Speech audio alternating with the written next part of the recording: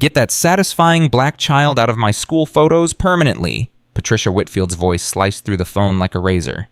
I don't care what you write on the withdrawal form. Tell them she's mentally deficient, tell them she's dangerous, tell them whatever you want. Just make her disappear from your records before the charity gala. I will not have my bridge club asking why my son adopted some ghetto orphan. Do you understand me, Headmaster Make? Her. Vanish.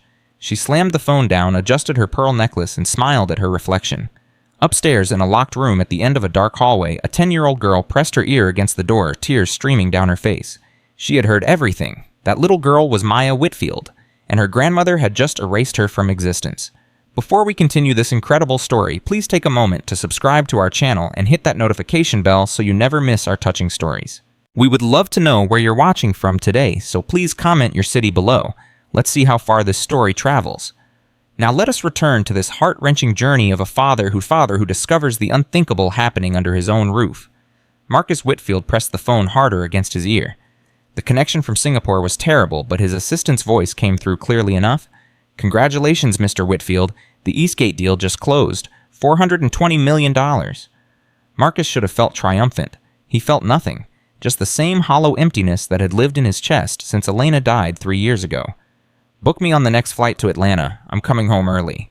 Sir, but the celebration dinner with the investors. Cancel it. I want to surprise my daughter. He ended the call and pulled out his phone, scrolling to a photo of Maya from her 8th birthday. She was grinning at the camera, chocolate frosting on her cheeks, wearing the butterfly hair clip that had belonged to Elena. I'm coming home, sweetheart, Marcus whispered. Daddy's coming home. What Marcus didn't know was that his daughter hadn't smiled like that in months. What he didn't know was that the home he was returning to had become a prison. And what he didn't know was that the woman he trusted most in the world had been slowly destroying his child. But he was about to find out. 16 hours later, Marcus's driver, Samuel, was waiting at the Atlanta airport terminal. The older man reached for Marcus's briefcase, his face carrying an expression Marcus couldn't quite read. Welcome home, Mr. Whitfield. Your mother called 3 times this morning about the charity gala arrangements. Later, take me to Piedmont Heights Academy first. I want to pick up Maya myself. Samuel's hand froze on the car door, just for a second, but Marcus noticed. Is there a problem, Samuel? No, sir, no problem at all. But Samuel wouldn't meet his eyes. After 20 years of service, Marcus knew when the man was hiding something. They drove in silence through Atlanta's afternoon traffic. Marcus checked emails, returned calls, tried to ignore the growing unease in his stomach. Something was wrong. He could feel it. Sir, there's construction on the main route, Samuel said suddenly. The GPS is redirecting us. Marcus looked up. They were on unfamiliar streets now. Run-down buildings, overgrown lawns, nothing like the affluent Buckhead neighborhood where Maya's school was located. Then he saw the school bus, yellow and battered, pulling over to the curb about 50 yards ahead. The door creaked open. A heavy-set woman in a driver's uniform stepped out, her face twisted with impatience. Marcus watched idly. Then a small figure appeared in the bus doorway. A little girl? Dark skin, hair in 2 braids, clutching a worn backpack to her chest. The driver grabbed the girl's arm and yanked her forward. Hard. Move it? I don't have all day for charity cases. The child stumbled. The driver shoved her. The girl fell, hitting the pavement hard. Her backpack flew open, scattering papers everywhere. A small object tumbled out and caught the sunlight. A butterfly hair clip, blue and silver, sparkling. Marcus's heart stopped. He knew that clip. He had bought it for Elena on their 5th anniversary. She had left it to Maya after she died. Stop the car. Sir, stop the car now. The vehicle screeched to a halt. Marcus threw open his door and ran. The driver was climbing back into her seat, muttering loud enough for him to hear.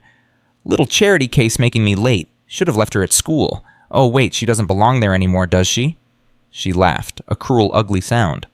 Hey! Marcus's voice thundered across the street. What do you think you're doing? The driver turned. Her eyes went wide when she saw his tailored suit, his expensive watch, his face blazing with fury. Mind your own business, mister. This doesn't concern you. Marcus reached the spot where the girl was still on the ground. He looked down. It was Maya, his daughter, thinner than he remembered. Dark circles under her eyes, uniform wrinkled and too small, hands trembling as she gathered her scattered papers. But the worst part was how she looked at him. When Maya raised her eyes and saw her father, she didn't smile. She didn't run to hug him. She flinched. She actually flinched away from him. "Daddy." Her voice was barely a whisper. "What are you doing here?" The bus driver snorted. "Daddy, this is your kid." She looked at Marcus's white skin, then at Maya's dark complexion. "Yeah, right. And I'm the Queen of England." Marcus turned on her with a fury that made her step backward. "This is my daughter. And I just watched you assault her. Give me your name, now." "I didn't assault nobody. The kid was moving too slow. I helped her off the bus, that's all." "You pushed her onto the ground." "Look, mister, I don't know who you think you are." "I am Marcus Whitfield." The name landed like a bomb. Everyone in Atlanta knew the Whitfield name. It was on buildings, on hospitals, on charity foundations. The driver's face went pale. I didn't know she was anybody important." Marcus felt those words like a knife in his chest. She wasn't anybody important. That's why this woman had thrown his daughter onto the street like garbage, because she thought no one would care. "She's not even supposed to be on my route," the driver babbled, backing toward the bus. "The school said she was withdrawn. I was just doing a favor because her grandmother kept calling." Marcus's blood froze. "What do you mean, withdrawn? From Piedmont Heights. She doesn't go there anymore. Hasn't for months." "That's impossible. I pay $80,000 a year for her tuition. I don't know nothing about that. I just know what dispatch told me. The kid got pulled out, and I'm not supposed to be driving her, but Mrs. Whitfield kept calling and yelling, so my supervisor said to just deal with it quietly." Mrs. Whitfield, his mother. Marcus turned back to Maya. She was still on the ground, clutching her backpack like a shield. Her eyes were huge and wet, but she wasn't crying. She was too scared to cry. "Maya." He forced his voice to be gentle. "Sweetheart, are you hurt?" She shook her head quickly. Too quickly. "I'm fine, Daddy. I'm sorry. I didn't mean to cause trouble. Please don't be mad." "Why would I be mad at you?" "Grandma said I'm not supposed to bother you. She said I embarrass you. She said if I'm not good, you might send me away to live with strangers." Marcus felt his heart crack in half. "Maya, look at me." He dropped to his knees beside her, ignoring the dirty pavement. "You could never embarrass me, and I would never ever send you away. Do you understand?" Maya stared at him like he was speaking a foreign language. Her little hands twisted the straps of her backpack nervously. "But Grandma said—" "I don't care what Grandma said." Marcus took her cold hands in his. "Tell me the truth. Does that woman hurt you often? The bus driver?" Maya's eyes darted toward the bus, then dropped to the ground. "She calls me names sometimes. She says I don't belong on the bus because I'm not really a student anymore. She says I'm just a charity case that nobody wants." Marcus's hands were shaking. He took a deep breath, trying to stay calm. Losing control wouldn't help Maya. "What do you mean you're not a student anymore? You go to Piedmont Heights. I pay for you to go there." "I don't go there anymore, Daddy." Maya's voice dropped to a whisper. "Grandma took me out. She said the other kids didn't want to be around me. She said I was making them uncomfortable." "Uncomfortable how? Because I'm different." Different. Marcus knew exactly what that meant. In the white, wealthy world of Atlanta's elite private schools, different was code for something much uglier.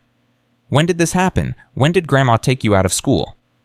"A few months ago. She said it was for the best. She said I would be happier learning at home with Miss Greta." "Who is Miss Greta?" "She's my tutor. She stays with me during the day." Maya's voice got smaller. "Daddy, please don't tell Grandma I talked to you. She'll be so angry. She said I'm not supposed to tell anyone about our arrangement. She said it's a family secret." Family secret. The words made Marcus sick. He stood up slowly, pulling Maya to his feet. She was so light, too light for a 10-year-old. When was the last time she had eaten a proper meal? He scooped her up in his arms. She gasped, then clung to his neck like she was afraid he'd disappear. "Daddy, I can walk. Miss Greta says I'm too old to be carried." "I don't care what Miss Greta says. You're my daughter, and I'll carry you whenever I want." He turned to the bus driver, who was still frozen in place. "Your name and employee ID, now." Crawford fumbled for her badge hands, trembling. Marcus photographed it with his phone. "You'll be hearing from my lawyers, and if I ever see you near any child again, what happens next will make a lawsuit look like a blessing." He carried Maya to the car. Samuel was already holding the door open, his face gray with guilt. "Where to, sir?" "Emory University Hospital, the VIP entrance, and call Dr. Kevin Brooks. Tell him it's an emergency." The car pulled away. Maya was tucked against Marcus's side, her small hand clutching his jacket like she'd never let go. "Daddy," she whispered. "Yes, sweetheart." Are you going to send me away now? What? No. Why would you think that? Grandma said you might. She said sometimes families have to make hard decisions about children who don't fit in. Marcus's arms tightened around her. Listen to me, Maya. You are my daughter. Nothing in this world could ever make me send you away. Nothing. But I'm not really yours. Not by blood. Grandma says blood is what matters. She says that's why I don't belong. Your grandmother is wrong. Marcus cupped Maya's face in his hands. When your mother and I adopted you, you became our daughter in every way that counts. Blood doesn't make a family. Love does. Tears spilled down Maya's cheeks. I miss Mommy. She never made me feel like I didn't belong. I know, sweetheart. I miss her too. Marcus pulled her close. But I'm here now, and things are going to be different. Daddy's not going anywhere. But even as he said the words, Marcus knew he had already failed. He had left his daughter in a monster's care. He had been too busy, too blind, too consumed by his own grief to see what was happening. The question now was how much damage had already been done, and what else didn't he know? Dr. Kevin Brooks was waiting at the VIP entrance when they arrived. He had been Marcus's college roommate, and now he was one of the best pediatricians in Atlanta. Kevin's professional mask slipped when he saw Maya. His eyes traveled over her thin frame, the circles under her eyes, the way she clung to Marcus like a frightened animal. Bring her to examination room 4, Kevin said quietly. I'll clear my schedule. The next hour was the longest of Marcus's life. He sat in the waiting area while Kevin's team examined Maya. A nurse brought coffee he didn't touch. A receptionist asked if he needed anything. He didn't answer. All he could do was think about the signs he'd missed. The weekly reports from his mother saying everything was fine. The video calls where Maya seemed quiet but okay. The excuses he'd made for not coming home more often. He should have known. He should have seen it. Finally, Kevin emerged from the examination room. His face was carefully neutral, but Marcus could see the anger simmering underneath. Come with me. We need to talk privately. They went to a consultation room. Kevin closed the door and stood there for a moment, just looking at his friend. How bad is it? Marcus asked. Kevin took a deep breath. Physically, Maya is malnourished, about 15 pounds underweight. Her iron levels are dangerously low. Vitamin D is almost non-existent. She shows signs of chronic stress, elevated cortisol, early anxiety disorder. Marcus felt the room spinning. How is that possible? I pay for a private chef, a nutritionist. I don't know what you pay for, Marcus, but your daughter isn't receiving it. Kevin's voice was tight with controlled fury. Based on her blood work, she's been eating a subsistence-level diet for at least 3 to 4 months. The kind of diet you'd see in a child who was being deliberately deprived of food.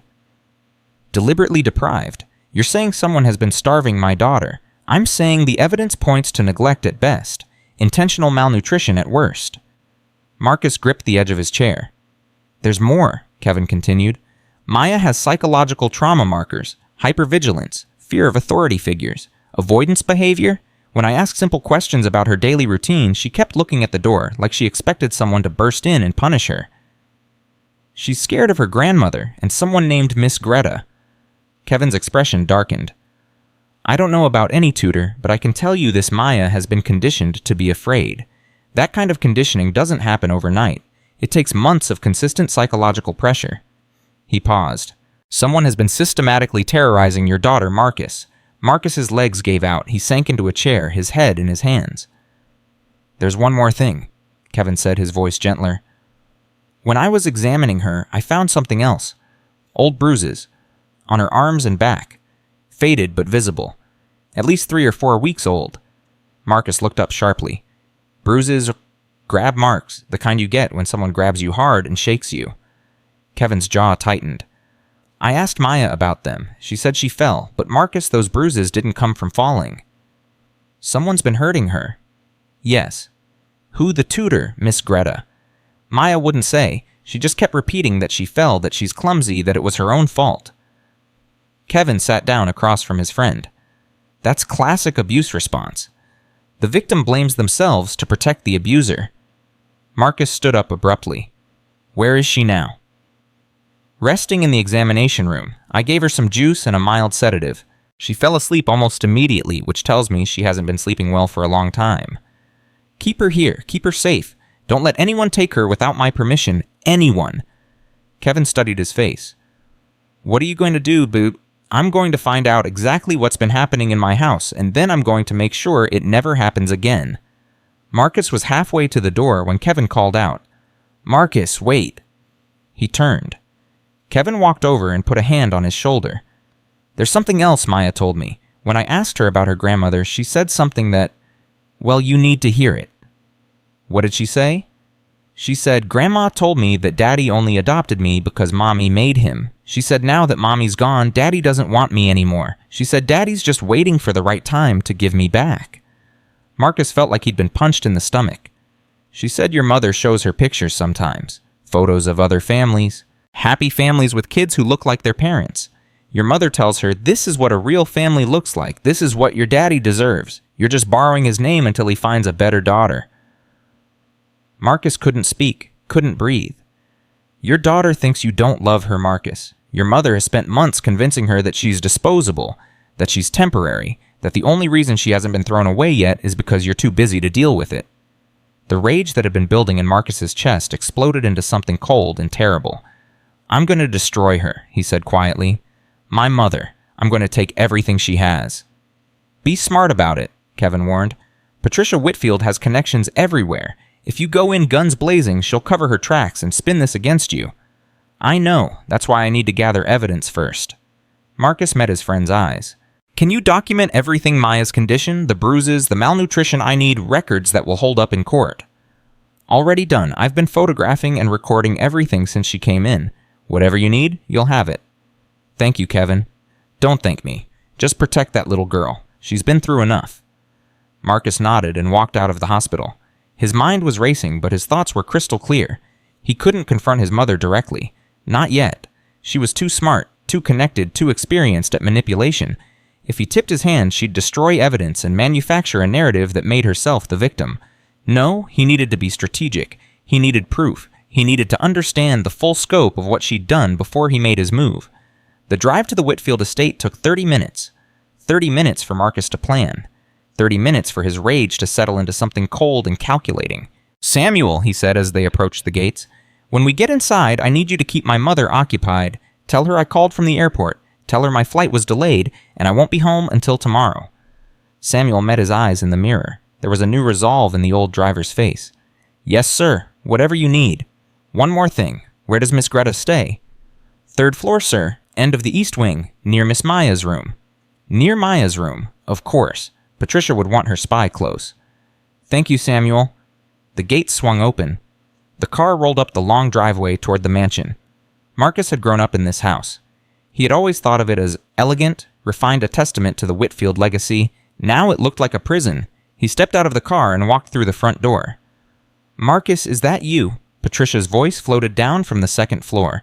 A moment later, she appeared at the top of the stairs, the picture of Southern aristocratic grace. Silver hair, perfectly styled. Cream-colored suit, immaculate. Smile warm and welcoming. But Marcus saw past the mask now. He saw the predator underneath. "Mother, I came home early." "So I see." Patricia descended the stairs with practiced elegance. "What a lovely surprise. Is everything all right with the Singapore deal?" "The deal is fine. I just missed home." Patricia's smile flickered, just for an instant.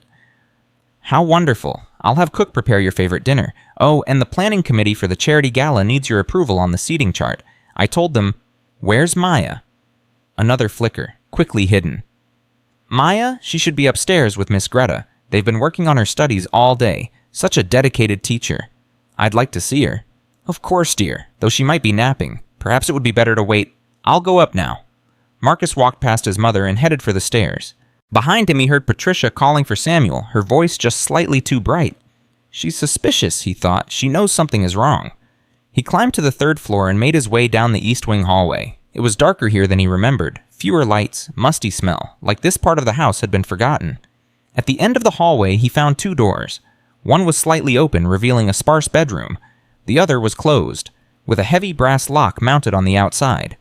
Marcus's blood turned to ice. A lock. On the outside of a bedroom door. His daughter's door. Like a cell. Like a cage. He approached the locked door and tested the handle. It didn't budge. He pressed his ear against the wood. Silence. No movement. Nothing. Marcus pulled out his phone and photographed the lock. Then he moved to the other door, Miss Greta's room. He pushed it open and stepped inside. The room was small and functional. A single bed, a wooden chair, a dresser, nothing remarkable. Then he noticed the notebook on the nightstand, a plain black composition book with a rubber band around it. He picked it up and opened it. His mother's handwriting stared back at him. Instructions for the management of Maya Whitfield. Marcus felt his stomach heave as he read. Rule 1: Maya is to remain in her room at all times except for meals. She is not to interact with guests or staff.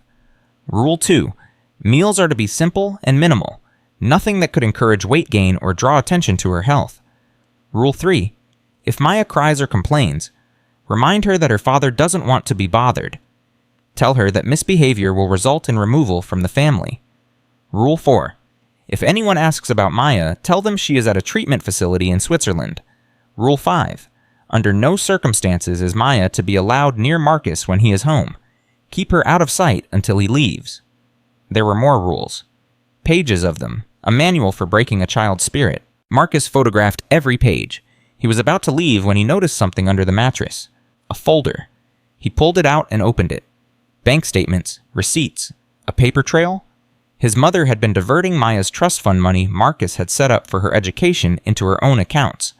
Over 3 years, nearly $2 million had been stolen. But the worst discovery was at the bottom. A single sheet of paper with Piedmont Heights Academy letterhead. Maya's withdrawal form. Reason: student's presence deemed incompatible with institutional standards. Family request transfer due to behavioral and social difficulties. Guardian signature: Patricia Whitfield. Marcus stood alone in that dark room holding proof of his mother's betrayal.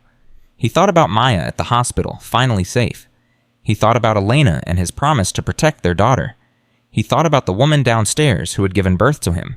She was a monster, and he was going to destroy her. But not today. Today he would gather more evidence. Today he would be patient. The reckoning would come soon enough. He put everything back exactly as he'd found it and slipped out of the room. Patricia was waiting in the foyer, smile still firmly in place. "Did you find Maya, dear?" "She's not in her room. Miss Greta must have taken her out."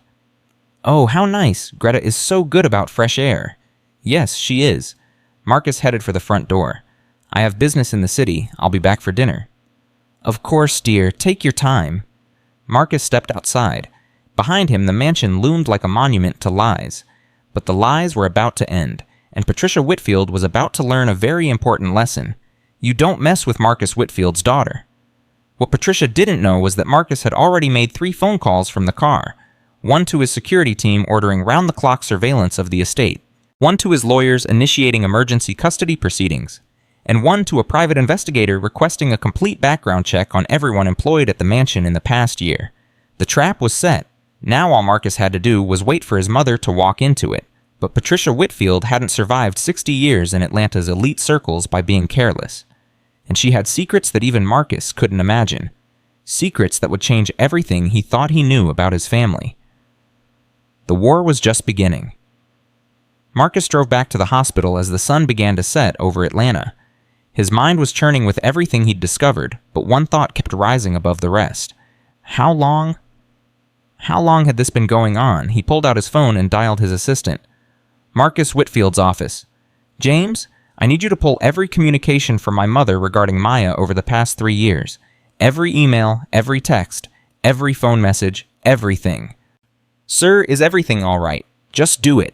And James, I also need records of every payment made from Maya's trust fund. Every single transaction. Send them to my personal email within the hour." "Yes, sir, right away." Marcus ended the call and made another.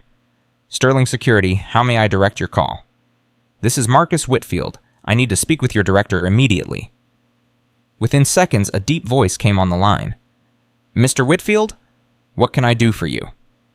"I need a team at Emory University Hospital VIP wing. My daughter is there. No one is to enter or exit her room without my authorization, and I mean no one. Not family, not staff, not anyone claiming to have permission. Is that clear?" "Crystal clear, sir. I'll have a team there within 30 minutes. "Good. And one more thing. I need background checks on 2 individuals. A woman named Greta, I don't have a last name yet, who works as a tutor at my family estate. And I need everything you can find on my mother's financial activities over the past 3 years. Bank accounts, investments, charitable donations, everything." There was a brief pause. "Your mother, sir. Is that a problem? No, sir, no problem at all. We'll have preliminary reports within 24 hours.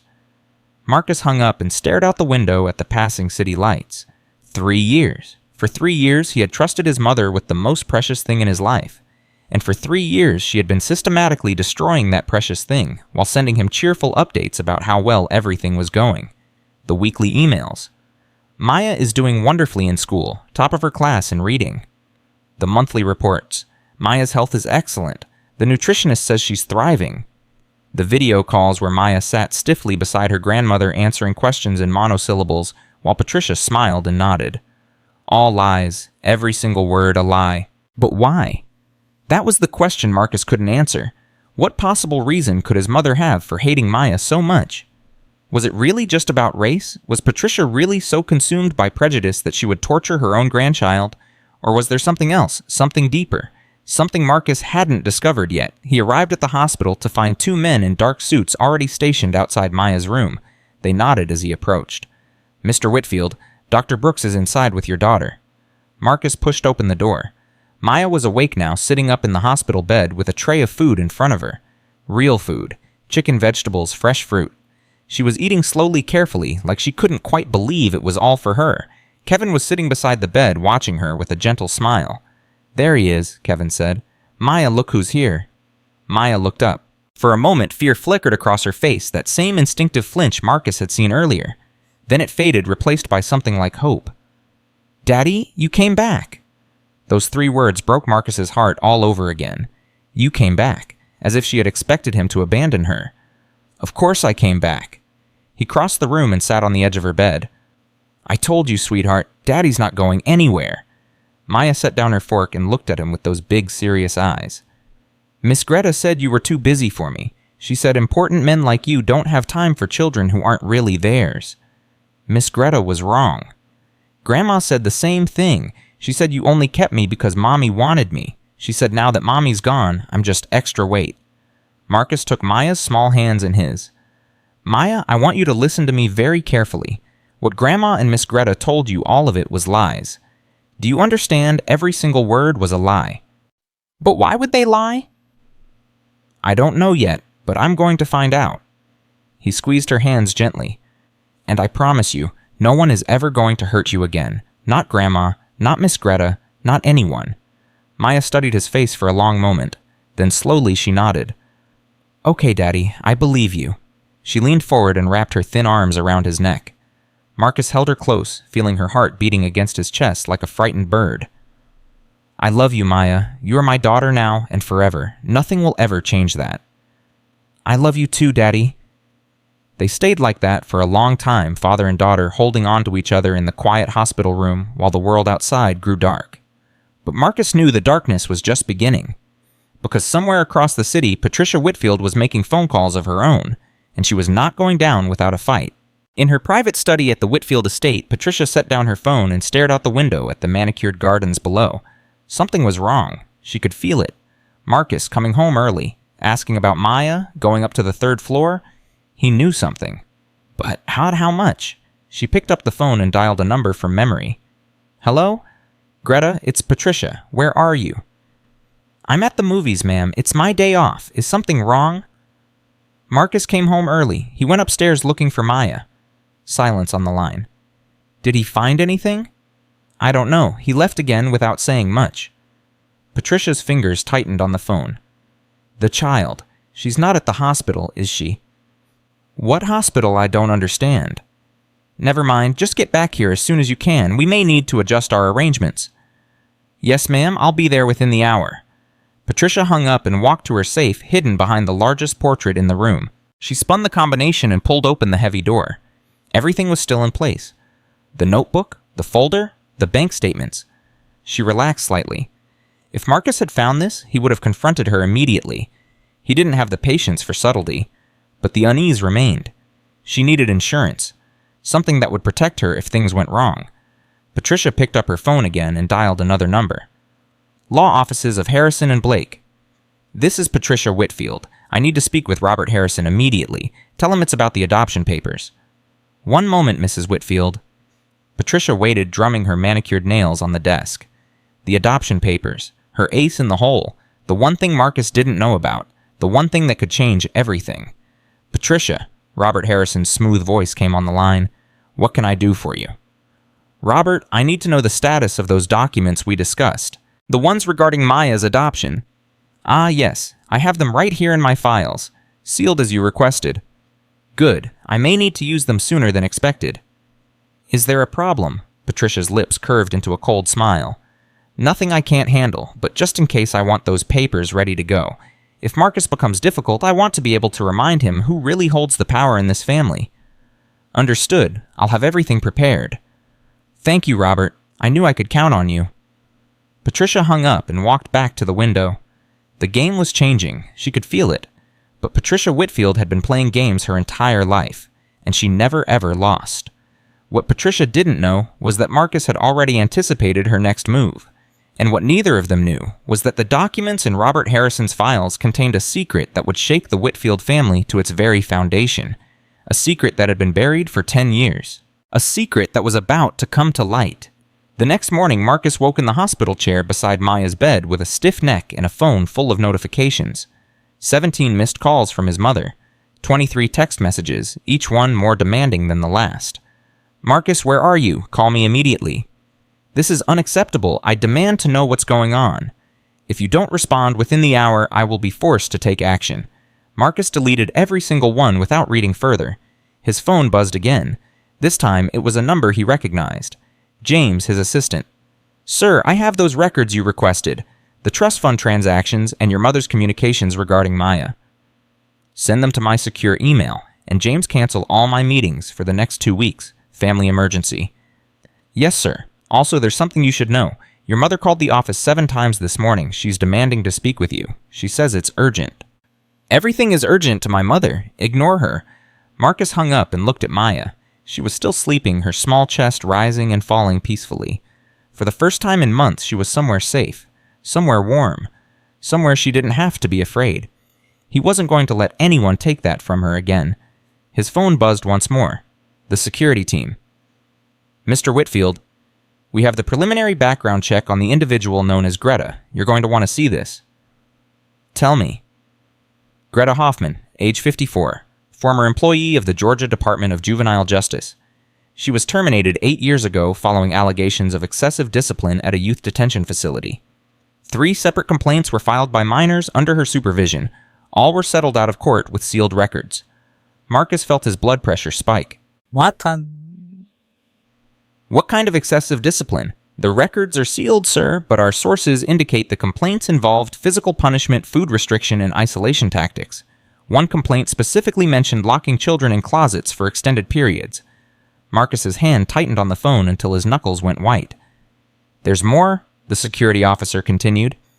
"Greta Hoffman was hired by your mother through an off-books arrangement. No formal employment contract, no tax records, cash payments only deposited into an account in the Cayman Islands. My mother was paying her under the table." "Yes, sir, approximately $4,000 per month. The payments started exactly 3 months after your wife passed away." 3 years. His mother had been planning this for 3 years. "One more thing, sir. We found a connection between Greta Hoffman and your mother that predates the employment. They were roommates at Vanderbilt University in 1982. They've known each other for over 40 years. Marcus closed his eyes. This wasn't just negligence. This wasn't just prejudice. This was a calculated, premeditated campaign to destroy his daughter, and his mother had brought in a professional to do it. "Keep digging," Marcus said. "I want everything. Every connection, every payment, every secret, and I want it by end of day." "Understood, sir." Marcus hung up just as Maya stirred in her bed. "Daddy?" Her voice was groggy, confused. "Where are we?" "We're at the hospital, sweetheart. You're safe." Maya sat up slowly, rubbing her eyes. Then she looked at Marcus, and something in her expression shifted. A flicker of fear. Old habits dying hard. "Did I do something wrong? Is that why I'm here?" "No, baby. You didn't do anything wrong. The doctors just want to make sure you're healthy." "Miss Greta said hospitals are where they send bad children. She said if I wasn't good, you'd have me sent away to a hospital where nobody would ever visit me." Marcus felt rage surge through his body, hot and violent. He forced it down.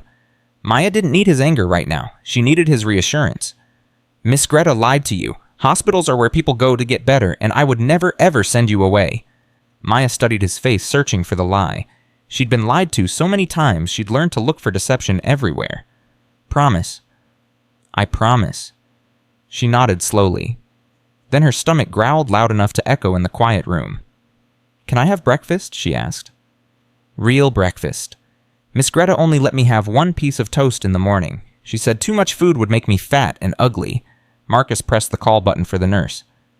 "You can have whatever you want, Maya. Pancakes, eggs, bacon, orange juice." Maya's eyes went wide. "All of that at the same time. All of that, and more if you're still hungry." A smile spread across her face. Small, tentative, but real. It was the most beautiful thing Marcus had ever seen. An hour later, Maya was working her way through a stack of pancakes while Marcus stepped into the hallway to take a call from his lawyer. "Marcus, I've reviewed the documents you sent over. The trust fund theft alone is enough for criminal charges. Embezzlement, fraud, breach of fiduciary duty. Your mother is looking at serious prison time. What about Maya? What about the abuse? That's more complicated.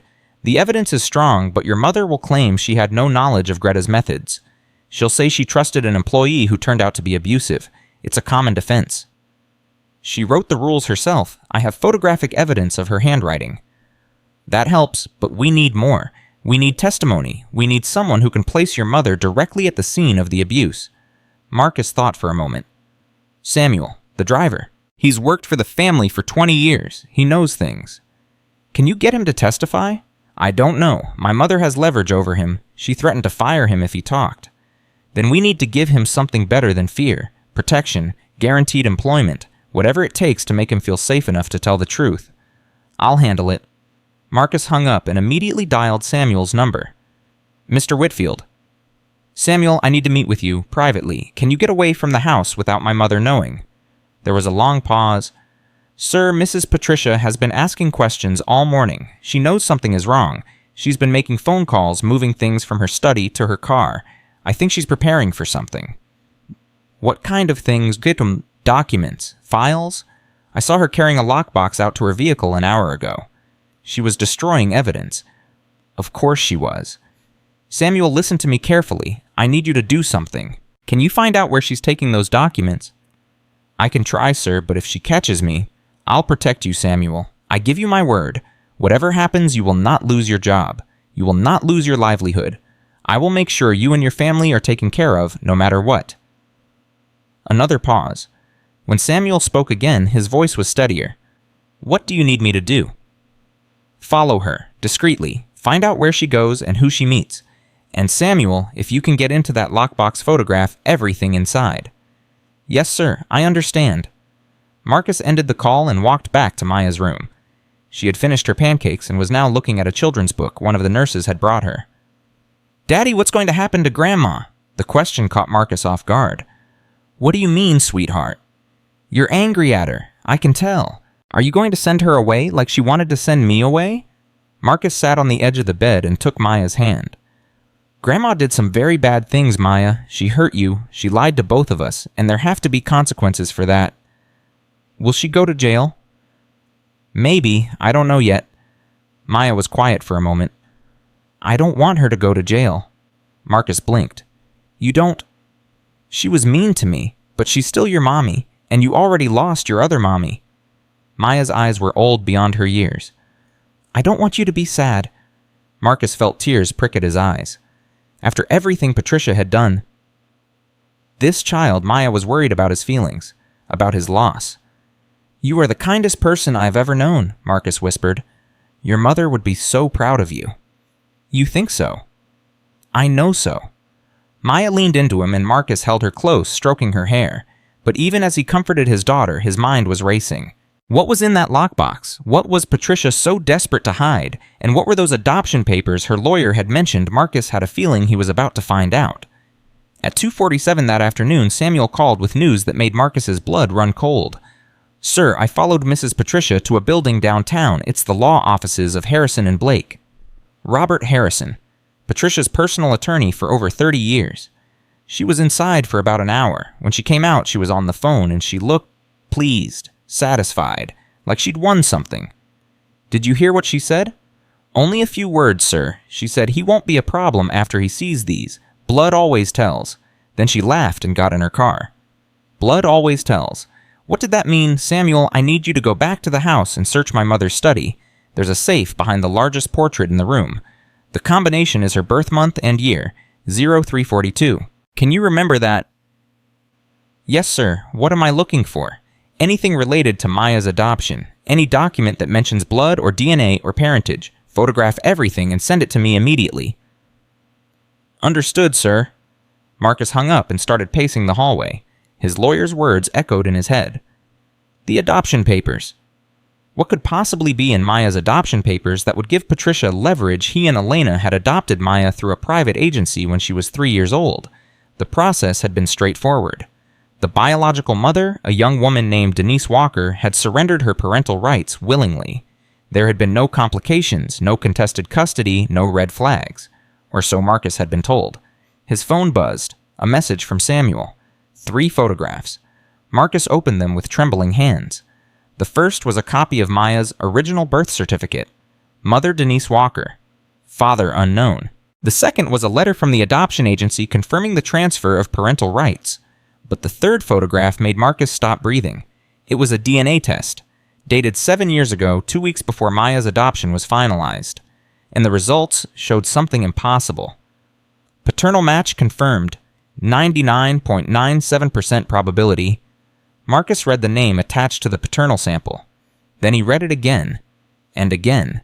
The name was James David Whitfield, his father. Maya wasn't just his adopted daughter. Maya was his biological half-sister. Marcus sat down heavily in the nearest chair, his mind refusing to process what he was seeing. His father, James Whitfield, had died 8 years ago. A heart attack at 72, dignified, peaceful, the end of a respectable life. But apparently his father's life hadn't been as respectable as everyone believed. Somewhere, somehow, James Whitfield had fathered a child with a woman named Denise Walker, a black woman. And that child was Maya, which meant Patricia had known. She had known from the beginning that Maya was her husband's illegitimate daughter. She had known, and she had watched Marcus adopt the child, and she had said nothing. Why let the adoption happen at all? And then it hit him, the trust fund. When Marcus adopted Maya, he had set up a substantial trust fund in her name. Millions of dollars intended to secure her future. But there was a clause in his father's will, a clause Marcus had almost forgotten about. All biological descendants of James Whitfield were entitled to a share of the Whitfield estate. Not the operating businesses which Marcus controlled, but the family trust. The old money. The generational wealth. If Maya's true parentage became public, she would be entitled to that share, and Patricia would lose control of it. That was why she had tried to destroy Maya. Not just because of racism, though that was certainly part of it, but because Maya represented a threat to Patricia's fortune. A claim on money that Patricia considered hers by right. She wasn't just a monster. She was a monster protecting her money. Marcus's phone rang. It was Kevin. Marcus, I need you back here now. Something's happening with Maya. What, is she okay? Physically, yes, but a woman just showed up claiming to be her grandmother. She's demanding to see her. Patricia. Don't let her anywhere near that room. I'm on my way. Marcus ran. He made it to the hospital in 12 minutes, breaking every speed limit on the way. When he burst through the VIP entrance, he could hear Patricia's voice echoing down the corridor. I demand to see my granddaughter. This is kidnapping. I am going to have everyone in this hospital arrested. Marcus rounded the corner to find Patricia facing off against 2 security guards and a very determined-looking Dr. Kevin Brooks. Mrs. Whitfield, I'm going to have to ask you to leave, Kevin said firmly. Mr. Whitfield has given explicit instructions that Maya is not to have any visitors without his authorization. Mr. Whitfield is not Maya's legal guardian. I have documentation right here. She waved a folder of papers in Kevin's face. Those documents are fraudulent, Marcus said, stepping forward. Patricia whirled to face him. For just a moment, something like fear flickered across her face. Then it was replaced by cold fury. Marcus, there you are. What is the meaning of this? You took Maya from our home without permission. You've kept her hidden in this hospital for almost 24 hours. Do you have any idea how worried I've been? Worried? Marcus laughed a bitter, ugly sound. You've been worried? That's rich mother. Don't take that tone with me. I am your mother, and I deserve respect. Respect? Marcus stepped closer, his voice dropping to a dangerous whisper. You starved my daughter. You locked her in a room. You hired a woman with a history of child abuse to torture her, and you expect respect." Patricia's eyes widened, but she recovered quickly. "I don't know what that child has been telling you, but it's lies. She's always been a liar. It's in her blood." "Her blood." Marcus pulled out his phone and showed her the photograph of the DNA test. "You mean this blood?" "The blood that proves Maya is Dad's daughter." Patricia went white. "Where did you get that?" "It doesn't matter where I got it. What matters is what it means." Marcus's voice was ice. "You knew. You knew from the beginning that Maya was Dad's child. You knew, and you let me adopt her anyway. Why?" Patricia was silent. "Why, Mother?" "Because I thought she would die." The words hung in the air like poison. "What did you just say?" Patricia's mask finally cracked. Her voice came out harsh, ugly, stripped of all pretense. "When your father died, I found out about his affair, about the child. I hired a private investigator to find them. Denise Walker was a drug addict. The child was malnourished, neglected, on the verge of being taken by the state." Patricia's lip curled. "I thought if I could just wait, the problem would solve itself. The child would die and no one would ever know about James's shame." "But she didn't die." "No, she didn't. And then your bleeding heart wife decided she wanted to adopt some poor little orphan from the foster system, and of all the children in Georgia, she somehow found that one. Elena didn't know, did she? She had no idea Maya was connected to our family." "Of course not. It was a coincidence, a horrible, twisted coincidence." Patricia's hands were shaking now. "I thought about telling you. I thought about stopping the adoption, but then I realized something. If Maya was legally adopted by you, she would forfeit her claim to the family trust. Adopted children have no blood rights under the terms of your father's will. So you let the adoption happen to protect your money. To protect our money. Your money.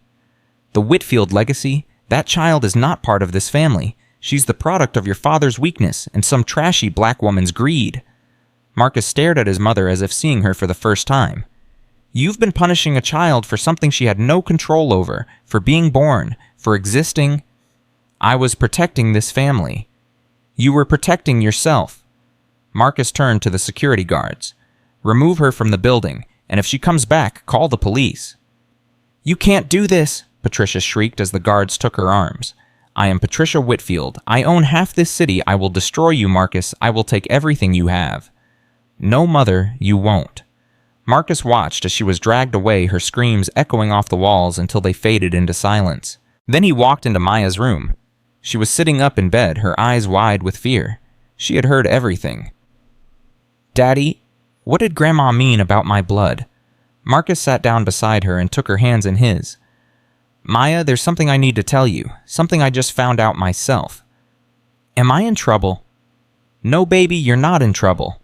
He took a deep breath.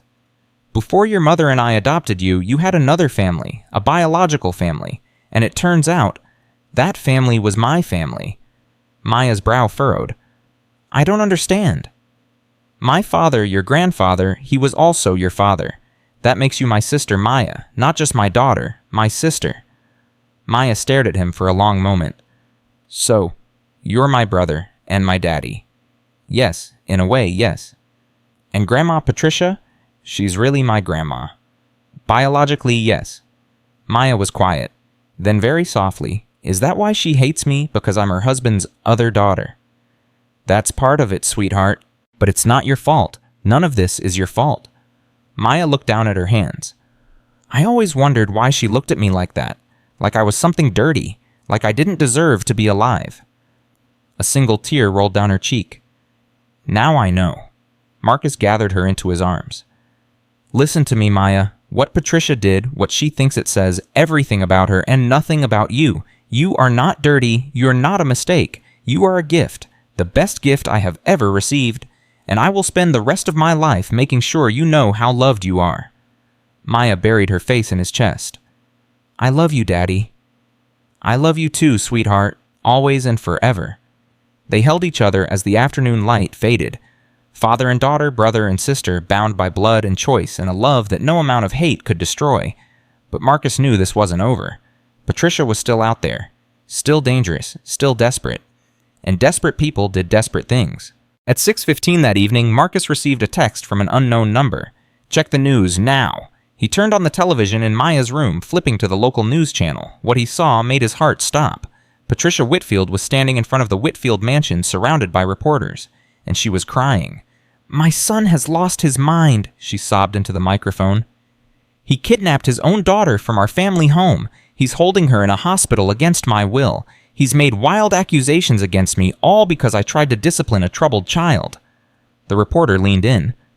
"Mrs. Whitfield, your son's representatives have released documents suggesting serious financial irregularities and allegations of child abuse. How do you respond?" Patricia dabbed at her eyes with a handkerchief. "My son is under the influence of people who want to destroy our family. I have dedicated my entire life to philanthropy, to helping underprivileged children. The idea that I would harm my own granddaughter is obscene." She looked directly into the camera, and her eyes, Marcus noticed, were completely dry. "I am begging the authorities to investigate my son's behavior. I am begging them to return my granddaughter to a safe, loving home. I am a mother and a grandmother, and all I want is to protect my family." The broadcast cut back to the news anchor. A dramatic development in what appears to be a family dispute among one of Atlanta's most prominent families. We'll continue to follow this story as it develops. Marcus turned off the television. Patricia had fired the first shot. The war was officially on, and Marcus was ready to fight. "Daddy?" Maya's voice was small, all scared. "What's going to happen now?" Marcus looked at his daughter, his sister, the innocent child caught in the middle of a battle she had never asked for. "Now," he said, "we tell the truth, all of it, and we let the world decide who the real monster is." At 8 hours that night, Marcus's legal team arrived at the hospital for an emergency strategy session.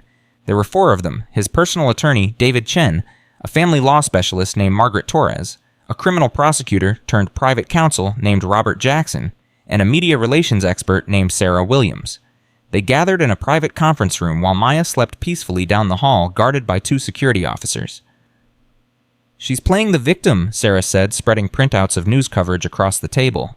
"And it's working. Social media is split. Half the people think you're a hero rescuing your daughter. The other half think you're having some kind of breakdown." "We need to get ahead of this," David said. "Release the evidence, the medical reports, the photographs, the financial records. Show the world what Patricia really did." "If we release everything now, we lose control of the narrative," Margaret countered. "Patricia's lawyers will claim the evidence is fabricated. They'll demand independent verification. It could take weeks, and in the meantime, she controls the story." "Then what do you suggest?" Marcus asked. Robert Jackson, the former prosecutor, spoke for the first time. "We need a witness, someone who can corroborate Maya's account, someone who saw the abuse firsthand and is willing to testify publicly." "Samuel," Marcus said, "the family driver. He knows things." "Is he willing to talk?" "I think so, but he's scared. Patricia has leverage over him." "Then we need to neutralize that leverage. What does she have on him? Employment? His livelihood? His family depends on his income." "Easy enough." Robert pulled out his phone. "I'll draft a contract tonight. Full employment with your company guaranteed for 5 years with a signing bonus equal to 3 years of his current salary. That should buy his courage." "Do it." Sarah leaned forward. "There's another option. The DNA test. If we can prove that Maya is James Whitfield's biological daughter, it changes everything. Patricia's motive becomes crystal clear. She wasn't just abusing a child. She was trying to eliminate a rival heir." "That's our nuclear option," Marcus said. "I want to save it for maximum impact." When Marcus thought about Patricia's tear-streaked face on television, her crocodile tears and rehearsed victimhood. "The charity gala, it's in 3 weeks. My mother has been planning it for months. It's her biggest event of the year, with every important person in Atlanta in attendance. That's where we strike." David raised an eyebrow. "You want to expose her at her own event?" "I want to let her have her moment in the spotlight. Let her stand up on that stage and accept her award and give her speech about what a wonderful philanthropist she is." Marcus's eyes were cold. "And then I want to show the world exactly what kind of monster hides behind that smile." The room was silent for a moment, then Robert Jackson smiled. "I like it. Maximum exposure, maximum humiliation. No way to spin it or control it." "It's risky," Margaret warned. "If something goes wrong, if the evidence doesn't land the way we want it to, you could come out looking like the villain." "Nothing is going to go wrong." Marcus stood up. "I've spent my entire career negotiating deals, reading people, anticipating problems before they happen. This is no different. My mother thinks she's the smartest person in the room. She always has. and that arrogance is going to be her downfall. He looked at each of his lawyers in turn. 3 weeks. That's how long we have to build an airtight case. I want every piece of evidence verified, documented, and ready to present. I want witnesses lined up and prepared to testify. I want the media primed and waiting. And I want my daughter safe, healthy, and as far away from that woman as possible. Where will you stay? David asked. You can't go back to the estate. Patricia still has access. I'll rent a place, somewhere private, secure, somewhere Maya can start to heal. I'll arrange it, Sarah said. I know a property manager who specializes in high-security residences. She can have something ready by tomorrow. Good. Marcus checked his watch. It's late. We all have a lot of work to do. Let's meet again in 48 hours to review our progress. The lawyers filed out, each clutching their assignments. David Chen lingered by the door. Marcus, one more thing? What is it? Your mother's attorney, Robert Harrison. He's been practicing law in this city for 40 years. He has connections everywhere. Judges, prosecutors, politicians. If Patricia decides to fight dirty, and we both know she will, Harrison is going to be a formidable opponent. I know. Do you have a plan for that? Marcus smiled, but there was no warmth in it. Robert Harrison isn't the only lawyer in Atlanta with connections, and Patricia isn't the only Whitfield with power. He put a hand on David's shoulder. She's about to learn that there's a big difference between old money, and real money always wins. David nodded and left. Marcus walked back to Maya's room. She was still sleeping, her face peaceful for the first time in months. He sat in the chair beside her bed and watched her breathe. 3 weeks. In 3 weeks, the truth would come out. In 3 weeks, Patricia Whitfield would face justice. And in 3 weeks, Maya would finally be free. But Patricia wasn't going to make it easy. She had spent 60 years building her empire of lies, and she wasn't going to let her own son tear it down without a fight. The next morning would prove just how far she was willing to go. At 6:00 a.m., Marcus was awakened by his phone buzzing frantically. 3 missed calls from Samuel. 7 text messages, each one more urgent than the last. Sir, call me immediately. Something terrible has happened. They're saying it's suicide, but I don't believe it. Marcus's blood ran cold as he dialed Samuel's number. Samuel, what happened? The old driver's voice was shaking. It's Miss Greta, sir. They found her this morning, dead, in her room at the estate. Marcus gripped the phone. Dead? How? They're saying she hung herself, left a note confessing to everything, abusing Miss Maya, stealing from the trust fund, all of it. Samuel paused. But sir, I was watching the house last night. Miss Greta didn't leave her room after 9 o'clock, and at 2 a.m. I saw someone else go in. Who, Mrs. Patricia, sir. She was inside for about 20 minutes, and when she came out, she was carrying something, a bag, heavy by the look of it. Marcus felt the room spin around him. His mother hadn't just been willing to let an inconvenient child die. She was willing to kill to protect herself, and if she had killed once, she would kill again. Maya was in more danger than Marcus had ever imagined. Marcus's hands were shaking as he ended the call with Samuel. His mind raced through the implications of what he had just heard. Greta was dead. His mother had been in her room hours before the body was discovered, and now there was a convenient suicide note confessing to everything. Patricia wasn't just covering her tracks. She was eliminating witnesses. He looked at Maya still sleeping peacefully in the hospital bed and felt a wave of terror wash over him. If his mother was willing to kill to protect herself, what would she do to the child, who represented the biggest threat of all? At 6:47 a.m., Marcus made 3 phone calls in rapid succession. The first was to his security team. I need additional personnel at the hospital immediately. Double the guard on my daughter's room. No one gets in or out without my personal authorization. And I mean no one.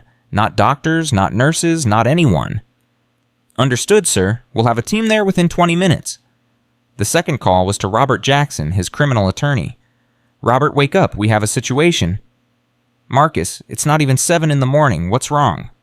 Greta Hoffman is dead. They're calling it suicide, but I have a witness who saw my mother enter her room at 2 a.m. hours before the body was found. There was a long silence on the line. You're telling me Patricia Whitfield committed murder? I'm telling you she's capable of it, and if she killed Greta to keep her quiet, Maya could be next. Where's Maya now? Still at the hospital. I'm increasing security, but I need more than guards. I need legal protection, emergency custody, a restraining order, something that keeps my mother away from her permanently. I'll file the emergency motion this morning. Given the circumstances, I can probably get a hearing by end of day, But Marcus, if we're going to accuse Patricia of murder, we need evidence, solid, irrefutable evidence. I know, I'm working on it. The third call was the hardest. Marcus dialed a number he hadn't used in years, a number that belonged to someone he had hoped never to speak to again. Detective Angela Morrison of the Atlanta Police Department. Angela had been Elena's best friend in college. She had stood beside Marcus at Elena's funeral, tears streaming down her face, and she had told him in no uncertain terms that if he ever needed anything at all, he should call her. Marcus had never called. Until now. Morrison? Angela, it's Marcus Whitfield. A pause, then her voice softer now. Marcus, it's been a long time. How are you holding up? Not well? I need your help. Name it? There's been a death at my family estate. A woman named Greta Hoffman. The official report will say suicide, but I have reason to believe it was murder. Murder by whom? My mother. Another pause longer this time. Patricia Whitfield, the charity queen, the society darling. Angela's voice was carefully neutral. That's a hell of an accusation, Marcus. I know it is, but I have evidence. Witness testimony placing her at the scene hours before the body was discovered. Financial records showing she was paying Greta under the table for years. And a motive. Greta knew things about my mother, things that could destroy her. What kind of things? Well, child abuse, fraud, embezzlement. My daughter Maya has been living in that house for 3 years, and my mother has been systematically torturing her. Greta was the instrument, and now that I've found out, my mother is cleaning house. Angela was quiet for a moment. Where are you now? Emory Hospital. Maya is here. She's been examined by doctors who can confirm the abuse. I have photographic evidence of the conditions she was kept in. I have bank records showing money stolen from her trust fund. But none of that matters if my mother kills the only other witness before I can bring her to justice. The only other witness being your daughter. Yes. Angela let out a long breath. All right, here's what I can do. The Greta Hoffman case isn't mine, but I can make some calls. Get someone to take a closer look at the scene before it's processed as a routine suicide. If there's evidence of foul play, I'll find it. Thank you, Angela. Don't thank me yet. If your mother really did this, she's going to have covered her tracks. Women like Patricia Whitfield don't make careless mistakes. She made one. She underestimated how far I'm willing to go to protect my daughter. At 8:30 a.m., Marcus was standing in the hallway outside Maya's room when Dr. Kevin Brooks approached with a grim expression. We need to talk, privately. They stepped into an empty consultation room. Kevin closed the door and turned to face Marcus. I just got a call from the hospital administrator. Patricia Whitfield's lawyers have filed an emergency petition claiming that Maya is being held here against her will. They're demanding immediate release into Patricia's custody. Marcus felt his blood pressure spike. On what grounds? They're claiming you're mentally unstable, that you've been making wild accusations against your mother based on the word of a traumatized child. They have statements from 3 psychologists all attesting that you're suffering from acute stress disorder following the death of your wife. I've never met any psychologists. They're claiming these evaluations were done remotely based on your public behavior and statements to the press. Kevin's jaw tightened. It's nonsense, obviously, but the petition is being heard at 11 o'clock this morning. If you're not there to contest it, a judge could order. Maya released to your mother today. Marcus checked his watch, less than 3 hours. I need to call my lawyers. There's more, Kevin hesitated. The petition also requests a psychological evaluation of Maya herself. They're claiming she's been coached to make false accusations, that you've manipulated her into lying about her grandmother. That's insane. I know, but Patricia has money connections and a team of lawyers who specialize in exactly this kind of attack. She's not trying to win on the merits. She's trying to bury you in legal proceedings until she can get her hands on Maya. Marcus's phone buzzed. A text from David Chen. Emergency hearing scheduled 11 a.m. Meet me at courthouse in 1 hour. Another buzz. This one from an unknown number. Mr. Whitfield, this is Detective Angela Morrison. Call me immediately. Marcus dialed. Angela, what did you find? The Greta Hoffman scene has been compromised. By the time I got someone over there, the body had already been moved and the room had been cleaned. Professionally cleaned. There's nothing left to analyze. Damn it. But here's the thing. The cleaning crew that was brought in, they're not from any service registered in Atlanta. I traced the company name and it doesn't exist. Someone hired a ghost crew to sanitize that room and they did it within hours of the body being discovered. My mother? Almost certainly, but I can't prove it. Not yet. Angela paused. There is one piece of good news. The medical examiner hasn't finished the autopsy. I've asked him to look for anything inconsistent with suicide. Injection mark signs of struggle drugs in her system that shouldn't be there. If Patricia killed Greta, there might still be evidence on the body. How long before we know? 24 hours, maybe less if I push. Push, please. Marcus hung up and turned to Kevin. I need you to do something for me. If anything happens today, if the court rules against me, if Patricia somehow gets custody, I need you to stall. Keep Maya here as long as possible. Tell them she's having a medical crisis. Tell them she needs more tests. Tell them anything. Just don't let them take her. Kevin nodded slowly. I'll do what I can, but Marcus, if a judge issues an order, there's only so much I can do without ending up in contempt of court myself. I know, just buy me time. Marcus walked back to Maya's room. She was awake now, sitting up in bed with a breakfast tray in front of her. When she saw her father's face, her eyes filled with worry. Daddy, what's wrong? Marcus sat on the edge of her bed and took her hands. Maya, I need to go somewhere for a few hours. Some people are trying to take you away from me, and I have to go talk to a judge and make sure that doesn't happen. Maya's face went pale. Grandma? Yes, Grandma. She's going to win, isn't she? She always wins. Not this time. Marcus squeezed her hands. I promise you, Maya, I am not going to let anyone take you away from me. Do you believe me? Maya looked into his eyes. For a long moment she said nothing. Then slowly she nodded. I believe you, Daddy. Good. Now I need you to be brave. Stay here with Dr. Kevin and the nurses. Don't talk to anyone you don't know. And if Grandma shows up, if anyone tries to take you out of this room, you scream as loud as you can. Okay? Okay? Marcus kissed her forehead and stood up. I love you, Maya. I love you too, Daddy. He walked out of the room, and his heart broke a little with every step. At 10:15 a.m., Marcus arrived at the Fulton County Courthouse to find a circus waiting for him. Reporters lined the steps, as cameras flashing microphones thrust forward like weapons. Mr. Whitfield, is it true you're accusing your mother of child abuse? Mr. Whitfield, Patricia Whitfield claims you've had a mental breakdown. How do you respond? Mr. Whitfield, where's your daughter now? Marcus pushed through the crowd without answering David Chen at his side. Inside the courthouse, they found Margaret Torres and Robert Jackson already waiting in the hallway outside courtroom 7. It's worse than we thought, Margaret said without preamble. Patricia's legal team has submitted 47 pages of documentation. Psychological evaluations character witnesses financial records purporting to show that Maya's trust fund is intact and properly managed. They've even got a statement from the headmaster of Piedmont Heights Academy claiming that Maya was withdrawn for her own well-being. The same headmaster who let my mother pull her out of school with a forged signature. The very same. He's changed his story. Now he says the withdrawal was entirely appropriate and in Maya's best interest. He's been bought. Obviously, but proving that will take time we don't have. David checked his watch. We have 45 minutes before the hearing. What's our strategy? Robert Jackson spoke up. We go on offense. Don't let them paint you as unstable. Present your evidence clearly and calmly. Medical records proving Maya's malnutrition and trauma. Photographs of the locked room, the notebook of instructions, the financial fraud. Make the judge see that Patricia is the danger, not you. What about Samuel? Can he testify? I've been trying to reach him all morning. He's not answering his phone. Marcus felt a chill run down his spine. When did you last hear from him? 6 a.m., when he called to tell you about Greta. That was over 4 hours ago. 4 hours of silence from a man who had been feeding information directly to Marcus. 4 hours since he reported seeing Patricia at the scene of a suspicious death. Something's wrong, Marcus said. Samuel wouldn't just disappear, not now. We don't have time to find him, David said. The hearing starts in 40 minutes. We need to focus on what we can control. But Marcus couldn't shake the feeling that they were already too late. That Patricia was 3 steps ahead of them as she had always been.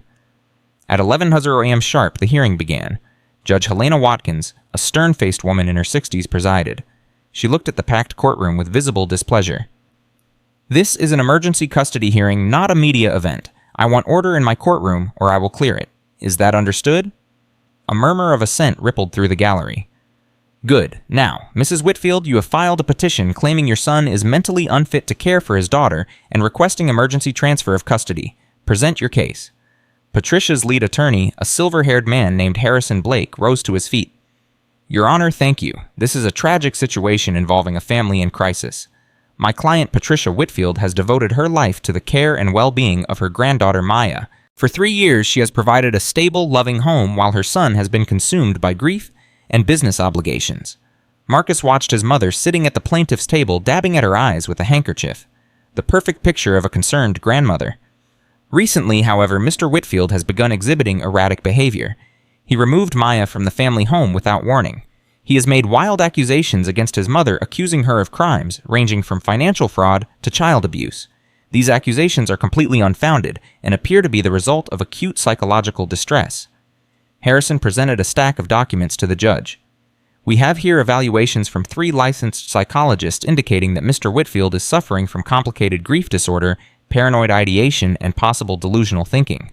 We have statements from household staff attesting to his increasingly unstable behavior. And we have financial records proving that Maya's trust fund has been properly managed with no evidence of the theft Mr. Whitfield alleges. Judge Watkins reviewed the documents with a neutral expression.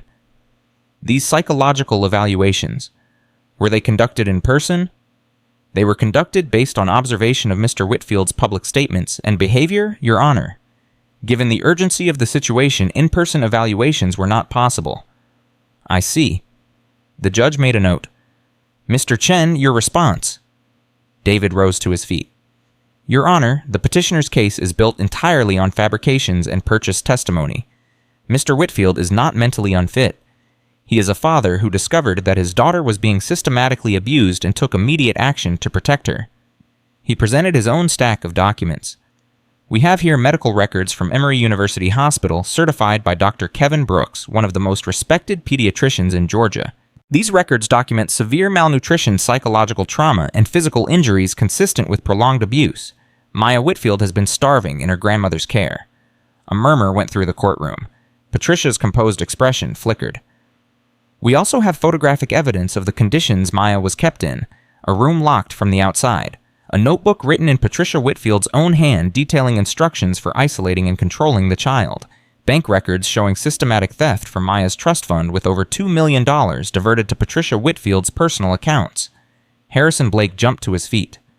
Objection, Your Honor. These so-called record shorts are fabricated. The photographs could have been staged. The notebook could be a forgery. Then you won't mind submitting handwriting samples for analysis, David countered. État d'esprit. In fact, we request that the court order an independent forensic examination of all documents presented by both sides. Judge Watkins held up a hand. Enough. I've heard the initial arguments from both parties. This is clearly a complex situation that cannot be resolved in a single emergency hearing. She looked at Marcus. Mr. Whitfield, do you have anything to add before I make my ruling? Marcus stood. Your Honor, I only want to say one thing. My daughter is 10 years old. For 3 years, while I was working and grieving and trusting my mother to care for her, Maya was being tortured. She was starved. She was locked in a room. She was told that her father didn't love her and would throw her away like garbage.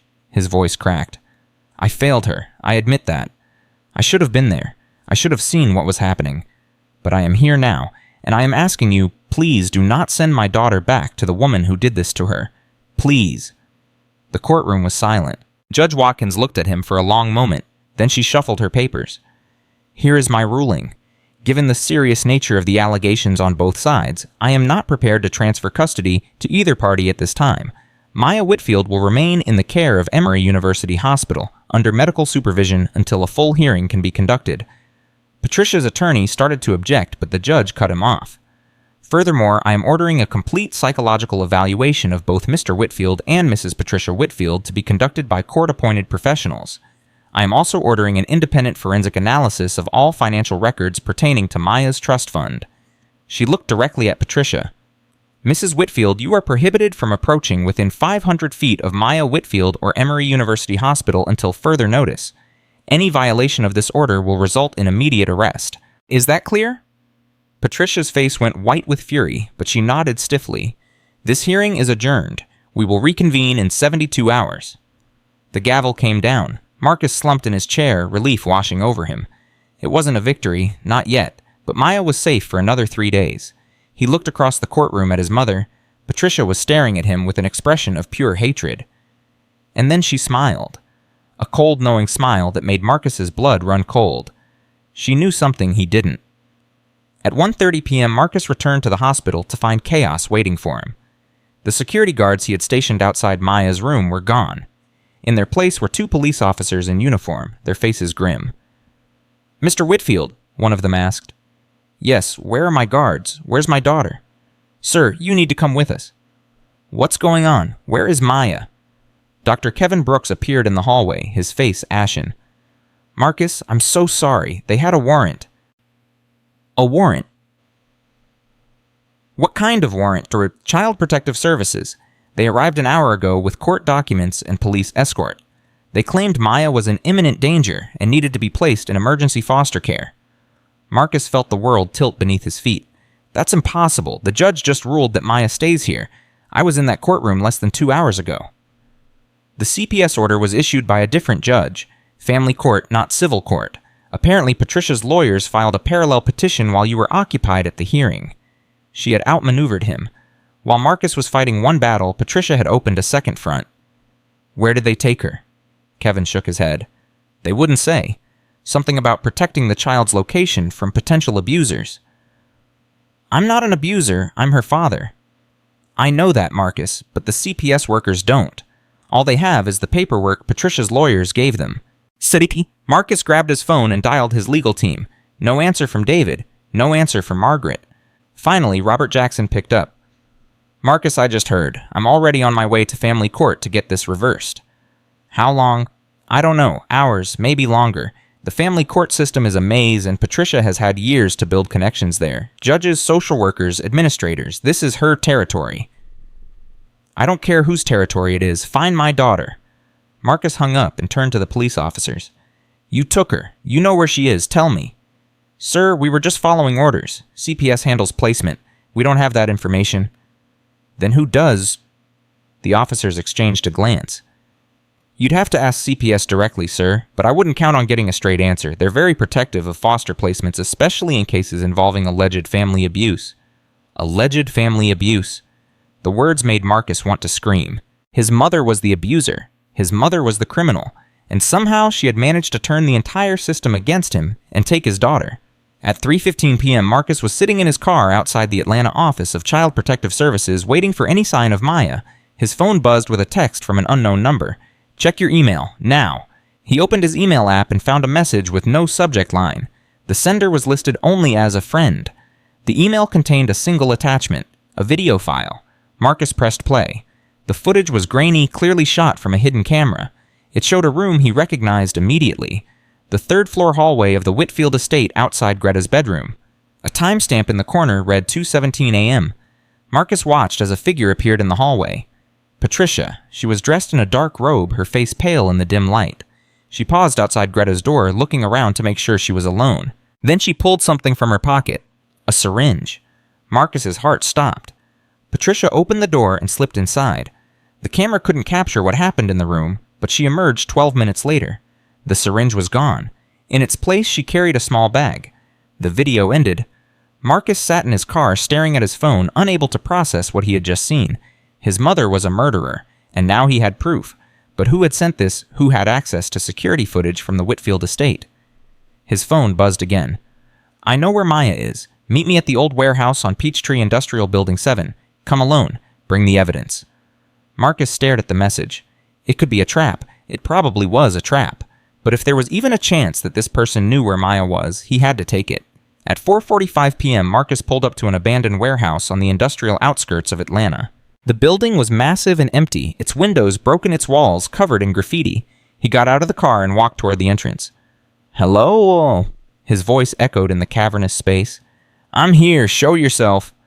A figure emerged from the shadows. Marcus froze. It was Samuel. The old driver looked haggard, exhausted, like he hadn't slept in days. But he was alive. "Samuel." "What the hell is going on? I've been trying to reach you all day." "I know, sir. I'm sorry. I had to disappear for a while. Your mother's people were looking for me. After what I saw that night, after I told you about Greta, I knew I was in danger." "You sent me the video." Samuel nodded. "I've been watching the house for years, sir, recording things, keeping evidence. I always knew Ms. Patricia was dangerous, but I never had proof, until now." "Why didn't you come to me sooner?" "Because I was afraid." Samuel's voice cracked. I have a family, Mr. Whitfield. Children. Grandchildren. Your mother made it very clear what would happen to them if I ever spoke up. But you're speaking up now. Because of Miss Maya. Samuel's eyes were wet. That little girl never did anything to deserve what happened to her, and when I saw what your mother did to Greta, I knew it would never stop. She'll keep killing anyone who threatens her, including your daughter. Do you know where Maya is? Samuel reached into his pocket and pulled out a folded piece of paper. I followed the CPS van after they left the hospital. They didn't take her to any foster home, they took her here. He handed Marcus the paper. It was an address. 1847 Riverside Drive.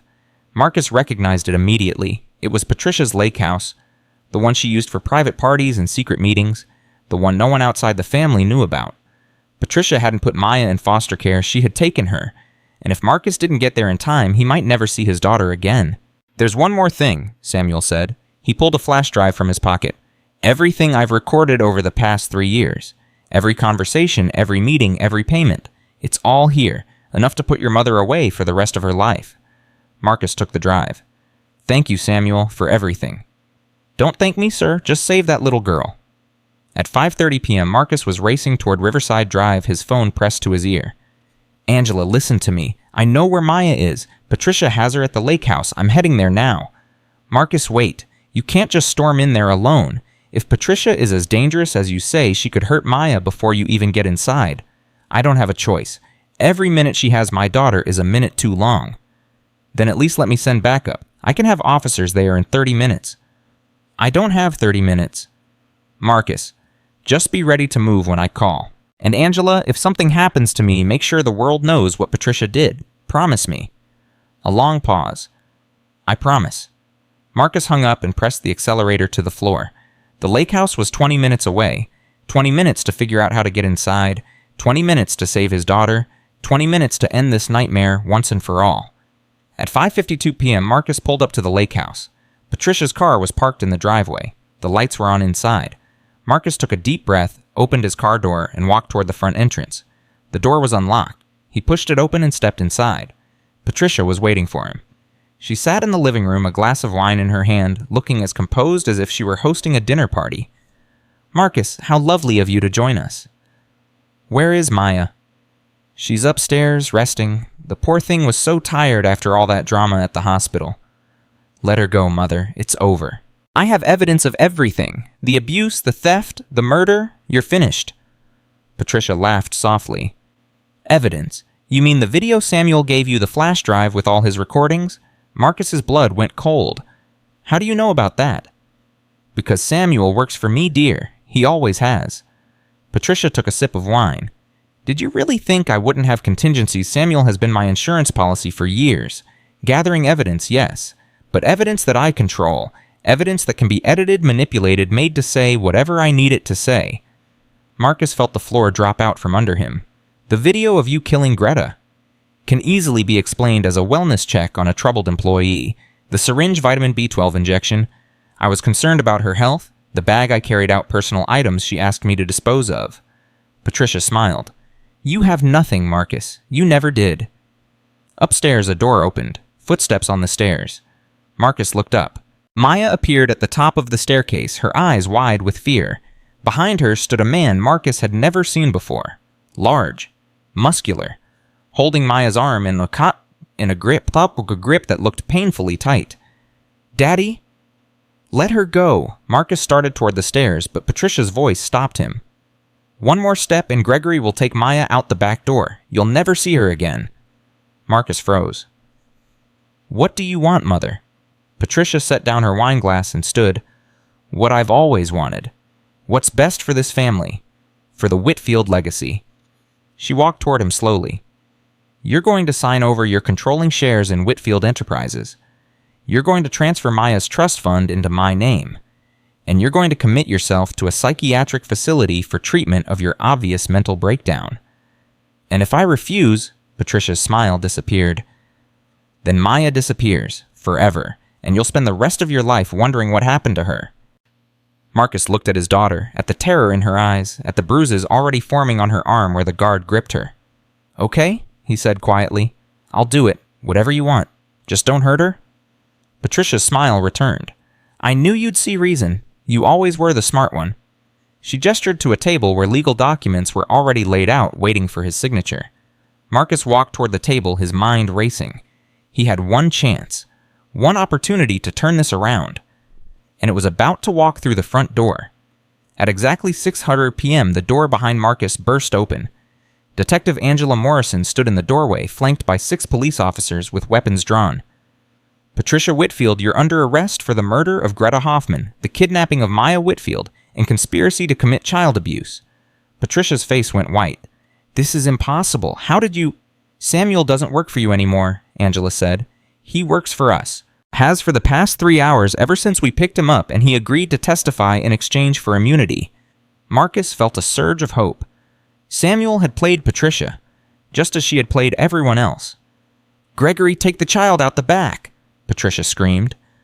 But before the guard could move, Marcus was already running up the stairs. He tackled Gregory with all his weight, sending both of them crashing against the wall. Maya screamed and scrambled away. Marcus and Gregory struggled on the floor. The guard was bigger, stronger, but Marcus had something more powerful driving him. A father's rage. He slammed his fist into Gregory's face once, twice, 3 times. The guard went limp. Marcus scrambled to his feet and grabbed Maya, pulling her close. I've got you! I've got you! It's over! Downstairs, officers were handcuffing Patricia. She was screaming, thrashing her composure, completely shattered. You can't do this to me. I am Patricia Whitfield. I own this city. Not anymore, Angela said. Take her away. As they dragged Patricia toward the door, she twisted around to look at Marcus one last time. This isn't over, she screamed. I will destroy you. I will take everything you have. Marcus held Maya tighter and said nothing, because for the first time in his life, his mother's threats meant nothing. He had his daughter. He had the truth. And Patricia Whitfield was finally going to face justice. The police cruiser carrying Patricia disappeared down the gravel driveway, its red and blue lights cutting through the evening darkness. Marcus stood on the porch of the lake house, Maya pressed against his chest, her small body still trembling. Is she really gone, Daddy? Maya whispered. Is Grandma really going to jail? Yes, sweetheart, she's really gone. Maya looked up at him with those big, searching eyes.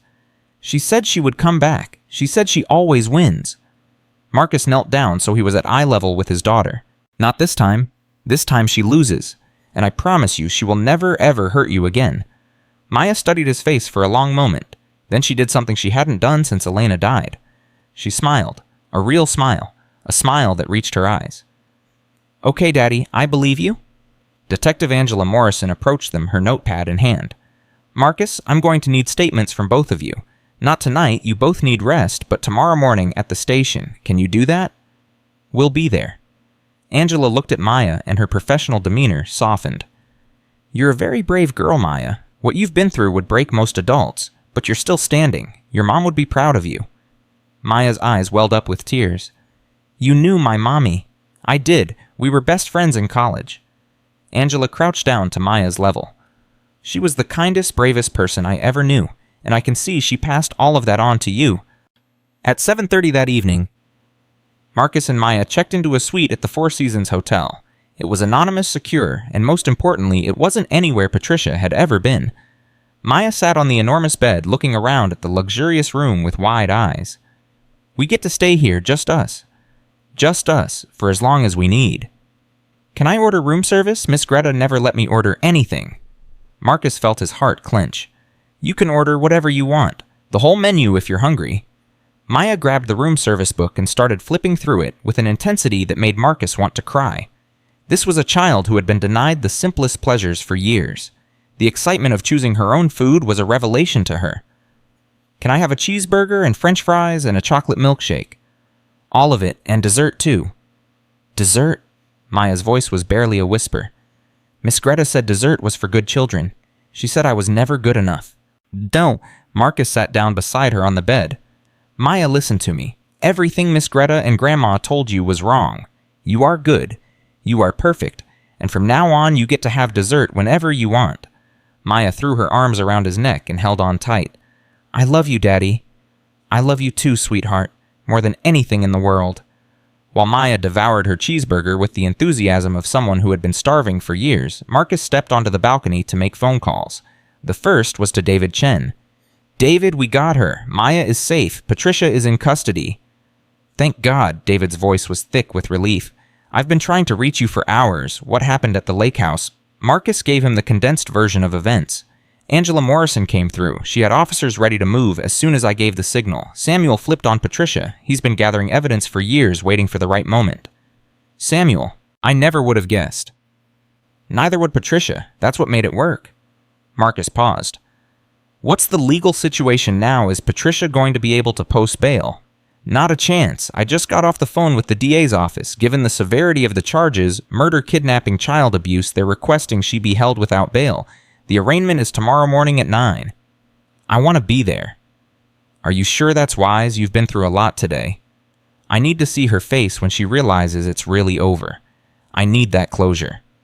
At 10:15 that night, after Maya had finally fallen asleep, Marcus sat in the darkness of the hotel suite staring at his phone. There was one more call he needed to make. One conversation he had been dreading all day. He dialed the number for Harrison Blake, Patricia's attorney. Mr. Whitfield? The lawyer's voice was cold professional. I was wondering when I would hear from you. I want to know about the documents. The ones Patricia had you preparing. The ones about Maya's adoption. A long pause. I'm afraid that's privileged information. Mrs. Whitfield is my client, not you. Your client is sitting in a jail cell facing murder charges, and those documents are evidence. Either you tell me what's in them, or I have the police subpoena your entire office, your choice. Another pause. When Harrison spoke again, his voice had lost some of its confidence. The documents relate to a legal challenge to Maya's adoption. Mrs. Whitfield believed that if she could prove certain irregularities in the original adoption process, she could have it voided. What kind of irregularities? The biological mother, Denise Walker. She claims that Mrs. Walker never truly consented to the adoption, that she was coerced, manipulated, paid off. Marcus felt his blood run cold. Paid off by whom? By your wife, Mr. Whitfield. By Elena. The words hit Marcus like a physical blow. That's impossible. Elena would never... I'm not saying it's true. I'm saying that's what Mrs. Whitfield claimed. She had documents, sworn statements, financial records showing payments from Elena's personal account to Denise Walker in the months leading up to the adoption. That's a lie. Patricia fabricated those records just like she fabricated everything else. Perhaps, but the original documents exist, and if they're ever made public, they could call into question the legitimacy of Maya's adoption. That was Mrs. Whitfield's leverage. That was what she planned to use against you. Marcus hung up without another word. His mind was reeling. Elena had never mentioned any payments to Denise Walker. She had never mentioned anything unusual about the adoption process at all. But what if there was something she hadn't told him? What if there were secrets even Elena had kept at 8:45 the next morning? Marcus sat in the front row of courtroom 3 at the Fulton County Courthouse. Maya was safe at the hotel with 2 security guards and Dr. Kevin Brooks, who had volunteered to stay with her. The courtroom was packed. Reporters, photographers, curious spectators. Everyone wanted to see the downfall of Patricia Whitfield. At exactly 9:00 a.m., the side door opened and Patricia was let in by 2 guards. Marcus barely recognized her. Gone was the perfectly coiffed socialite. In her place was a woman who looked like she had aged 10 years overnight. Her hair was disheveled. Her face was bare of makeup. Her eyes were red-rimmed and wild. When she saw Marcus in the front row, something flickered across her face. Fear, hatred, desperation. All rise for the Honorable Judge Franklin Hayes. The judge took his seat and opened the proceedings. This is the arraignment of Patricia Ann Whitfield on charges of murder in the first degree, kidnapping, child abuse, embezzlement, and conspiracy. How does the defendant plead? Patricia's court-appointed attorney stood. Not guilty, Your Honor. Very well, the prosecution has requested that the defendant be held without bail. Mr. Prosecutor, the district attorney rose. Your Honor, the defendant poses an extreme flight risk. She has access to substantial financial resources, including properties in multiple countries. She has already demonstrated a willingness to use violence to achieve her goals, including the murder of a potential witness, and she has shown complete disregard for the safety of her own grandchild. The people strongly urge that bail be denied. The defense attorney countered. Your Honor, Mrs. Whitfield is a pillar of this community. She has deep roots in Atlanta. She has never been charged with any crime before. To hold her without bail would be a gross injustice. Judge Hayes looked at Patricia for a long moment. A pillar of the community who allegedly murdered a woman in cold blood and kidnapped a child. Bail is denied.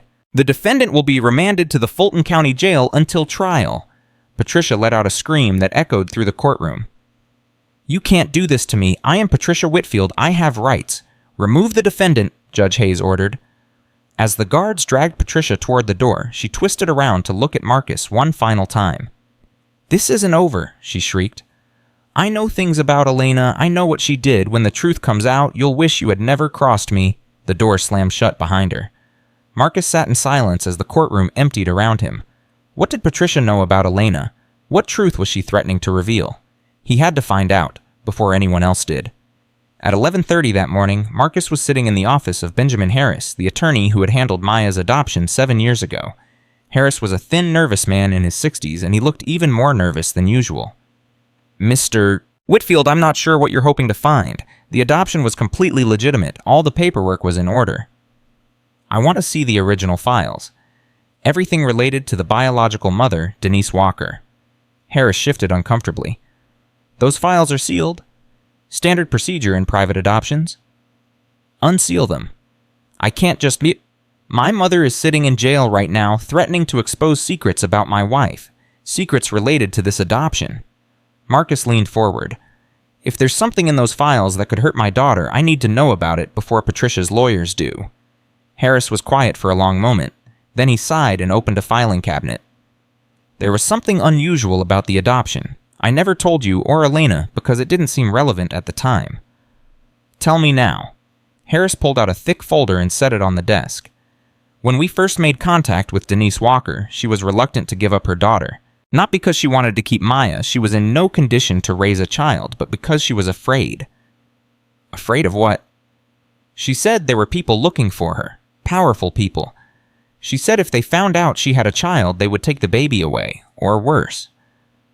What people? Harris opened the folder and pulled out a handwritten letter. This is the only thing she left. She gave it to Elena on the day the adoption was finalized, with instructions that it be given to Maya when she turned 18. Marcus took the letter with trembling hands. The handwriting was shaky, barely legible. To my daughter, Maya. I want you to know that I loved you from the moment I knew you existed. I gave you away not because I didn't want you, but because I wanted you to live. Your father was a powerful man from a powerful family. When he found out I was pregnant, he tried to pay me to disappear. When I refused, he threatened me. He said if I ever told anyone about the baby, he would destroy me. I ran. I hid. I did everything I could to protect you. But I was young and alone and scared, and I couldn't give you the life you deserved. Elena Whitfield promised to love you and keep you safe. I believed her. I still believe her. Please don't hate me for what I had to do. I will always love you. Your mother, Denise. Marcus read the letter 3 times. Your father was a powerful man from a powerful family. His father, James Whitfield. Denise hadn't just had an affair with a married man. She had been threatened by him, paid off, terrorized into silence. And Elena had known. Elena had known that Maya was James Whitfield's daughter. She had known from the very beginning. Marcus looked up at Harris. Did my wife know about this letter about who Maya's father was? Harris hesitated. I don't know for certain, but she was very insistent that the adoption be handled quickly and quietly. She paid all the fees herself without involving any Whitfield family money, and she made me promise never to discuss the details with anyone, including you. Elena had kept secrets. She had kept secrets to protect Maya, but those secrets had put a target on both of their backs. At 2:15 that afternoon, Marcus returned to the hotel to find Maya sitting cross-legged on the bed drawing pictures with crayons the hotel staff had provided. Daddy, look what I made. She held up a drawing. It showed 2 stick figures, one tall and one small, holding hands. Above them was a yellow sun and the words, Me and Daddy.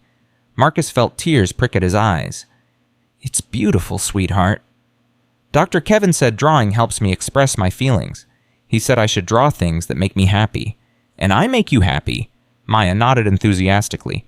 You make me the happiest. You and Mommy.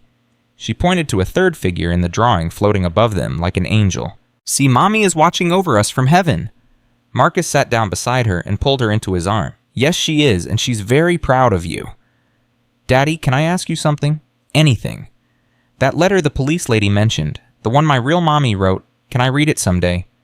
Marcus was quiet for a moment. Yes, when you're older, when you're ready. Was she nice, my real mommy? I think she was very brave. She loved you enough to give you a better life." Maya nodded, processing this. "So I have two mommies, the one who gave me to you and the one who took care of me." "That's right, and they both loved you more than anything." Maya leaned against him, her small body warm and trusting. "I'm lucky," she said quietly. "Even with all the bad stuff, I'm still lucky." At Fort Hudder that afternoon, Marcus received a call from Detective Angela Morrison. "Marcus, we found something. You need to come to the station." "What is it?" "I can't discuss it over the phone, but it changes everything." 30 minutes later, Marcus was sitting in Angela's office at the Atlanta Police Department.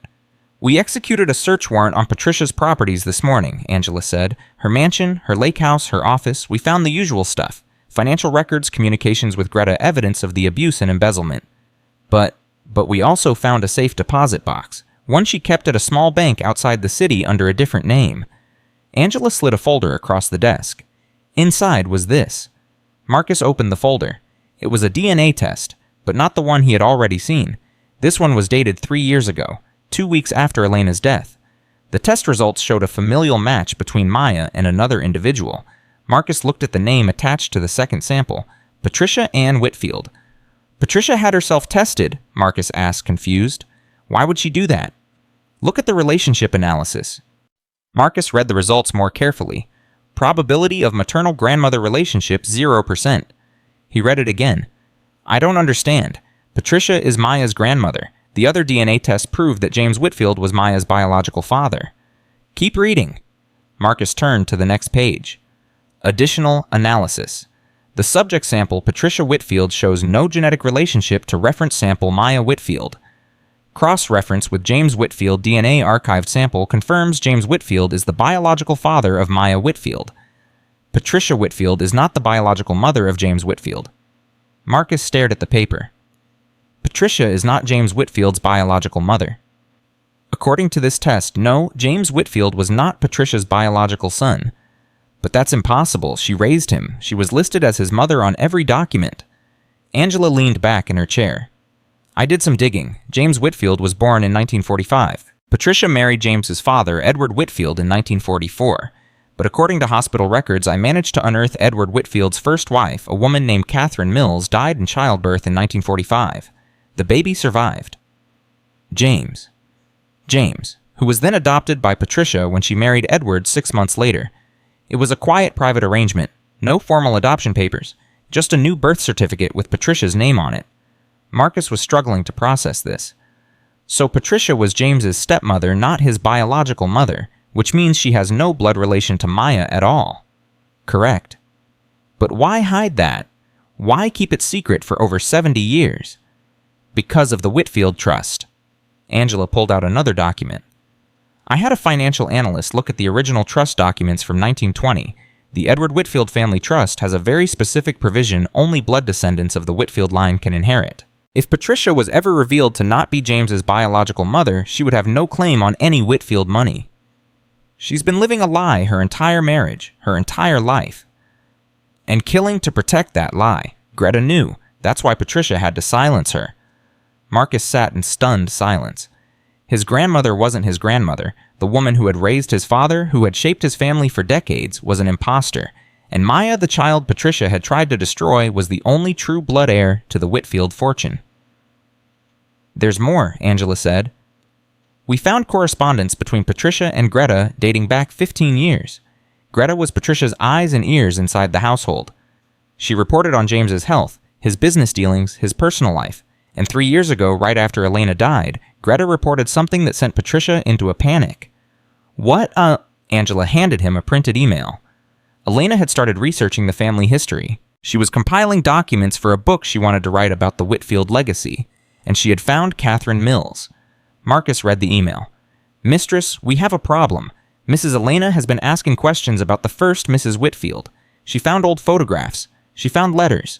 She says she wants to understand the family history for Maya's sake. What should I do?" Patricia's response was brief. "Handle it, whatever it takes." Marcus looked up at Angela. "Elena died 2 weeks after this email was sent." "I know." "You're saying Patricia had Elena killed. I'm saying it's suspicious timing. Elena's death was ruled natural causes, a sudden heart condition that no one knew she had. But now I'm wondering if we should take another look at that conclusion. Marcus felt the room spinning. His mother had murdered Greta. His mother might have murdered Elena, all to protect a lie that had been festering for 7 decades. At 6:30 that evening, Marcus sat in his hotel room with Maya watching the sunset through the window. "Daddy, you look sad." "I'm just thinking, sweetheart." "About Mommy." "Yes, about Mommy." Maya crawled into his lap. "I think about Mommy, too. Sometimes I dream about her. She tells me everything is going to be okay." Marcus held his daughter close. "She's right. Everything is going to be okay." His phone buzzed. A text from Angela. "Medical examiner has agreed to exhume Elena's body. Testing begins tomorrow. We'll have results in 72 hours. Marcus stared at the message. In 72 hours, he would know the truth. In 72 hours, he would find out if his mother was responsible for killing the love of his life. At 900 the next morning, Patricia Whitfield made her first phone call from jail. It wasn't to her lawyer. It was to Harrison Blake. "Harrison, listen to me carefully. I need you to access the safety deposit box at First National. The one under the name of Margaret Wells." "Patricia, I don't think..."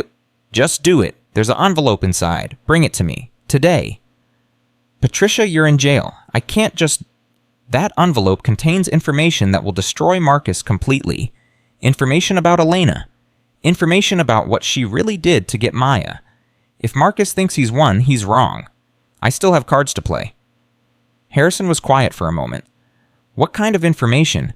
Elena didn't just pay Denise Walker for Maya. She arranged for Denise to disappear. Permanently." "Disappear, you mean?" "I mean exactly what you think I mean. Elena Whitfield was a murderer, and I have the proof." At 11:45 that morning, Marcus received an urgent call from David Chen. "Marcus, we have a problem. Patricia's lawyer just filed a motion demanding access to Elena's medical and financial records. They're claiming she was involved in criminal activity related to Maya's adoption." "What kind of criminal activity?" "They're being vague, but they mentioned something about a missing person, a woman named Denise Walker." Marcus felt his blood run cold. "Denise Walker is Maya's biological mother." "I know, but according to court records, no one has seen or heard from Denise Walker since the adoption was finalized 7 years ago. She simply vanished." "What are you saying?" "I'm saying Patricia is claiming that Elena was responsible for that disappearance, and she says she has evidence to prove it." Marcus hung up and immediately called Angela. "Angela, I need you to find someone. A woman named Denise Walker. She's Maya's biological mother. She dropped off the radar 7 years ago, right after the adoption." "You think Patricia did something to her?" "I think Patricia is trying to frame Elena for something, and the only way to prove Elena was innocent is to find Denise and hear the truth from her directly." At 3:15 that afternoon, Angela called back. "I found her." "Where is she?" "That's the thing. She's not missing. She's living in Florida under an assumed name. Has been for the past 7 years. She's alive." "Very much so. And get this. She's been receiving monthly payments from a trust set up in her name. The trust was established by Elena Whitfield 3 days before the adoption was finalized." Marcus didn't understand. Elena was paying her for 7 years. Not just paying her, supporting her. The trust provides for housing, medical care, education expenses. Denise went back to school. She got clean. She's been living a completely normal life, all funded by your late wife. Marcus felt tears streaming down his face. Elena hadn't harmed Denise. She had saved her, just like she had saved Maya. "There's more," Angela said. "Denise is willing to talk. She says she's been waiting for this day. She says there are things Maya deserves to know." At 7:00 that evening, Marcus sat across from Denise Walker in a conference room at the Four Seasons Hotel. She was in her mid-30s now, thin but healthy, with the same large brown eyes, that Maya had inherited. "Thank you for coming," Marcus said. "I've been waiting 7 years for this conversation." Denise's voice was steady, but her hands were trembling. "How is she?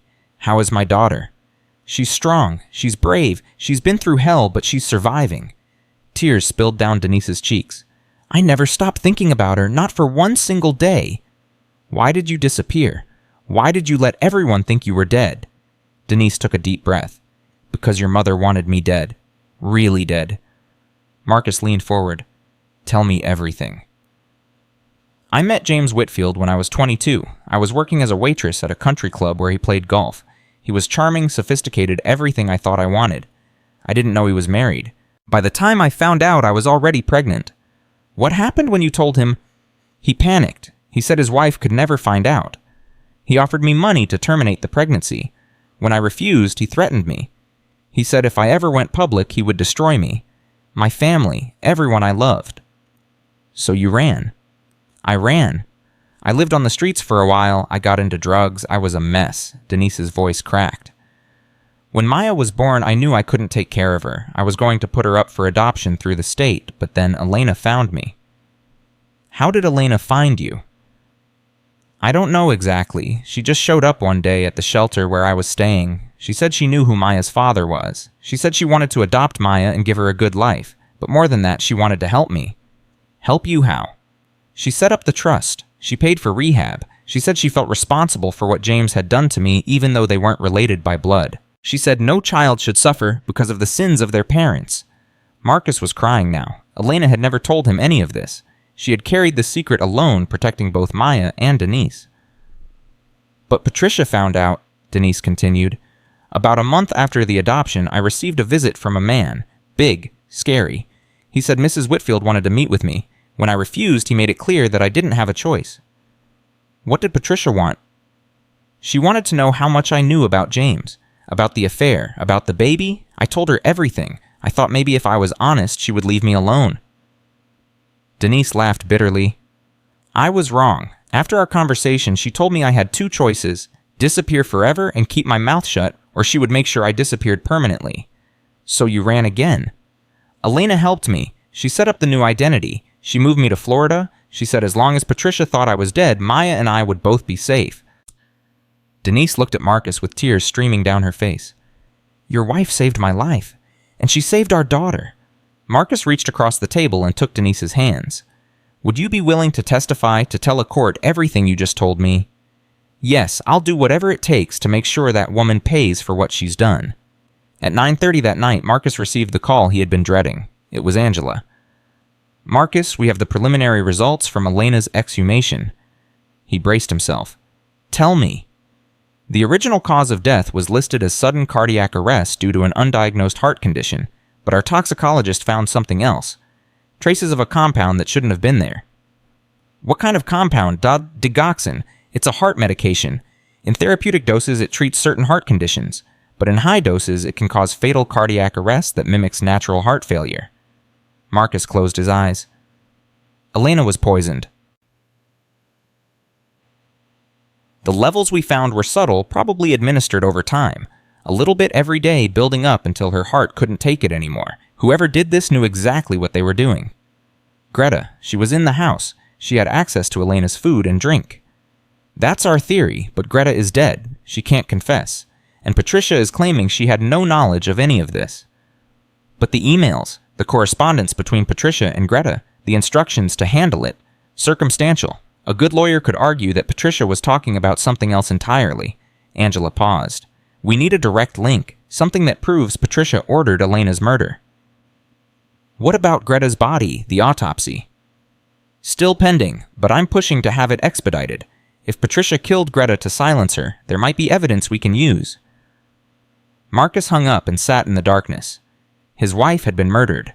Slowly, methodically, by someone she trusted to be in her home, and Patricia had ordered it, not for money, not for power, but to protect a lie.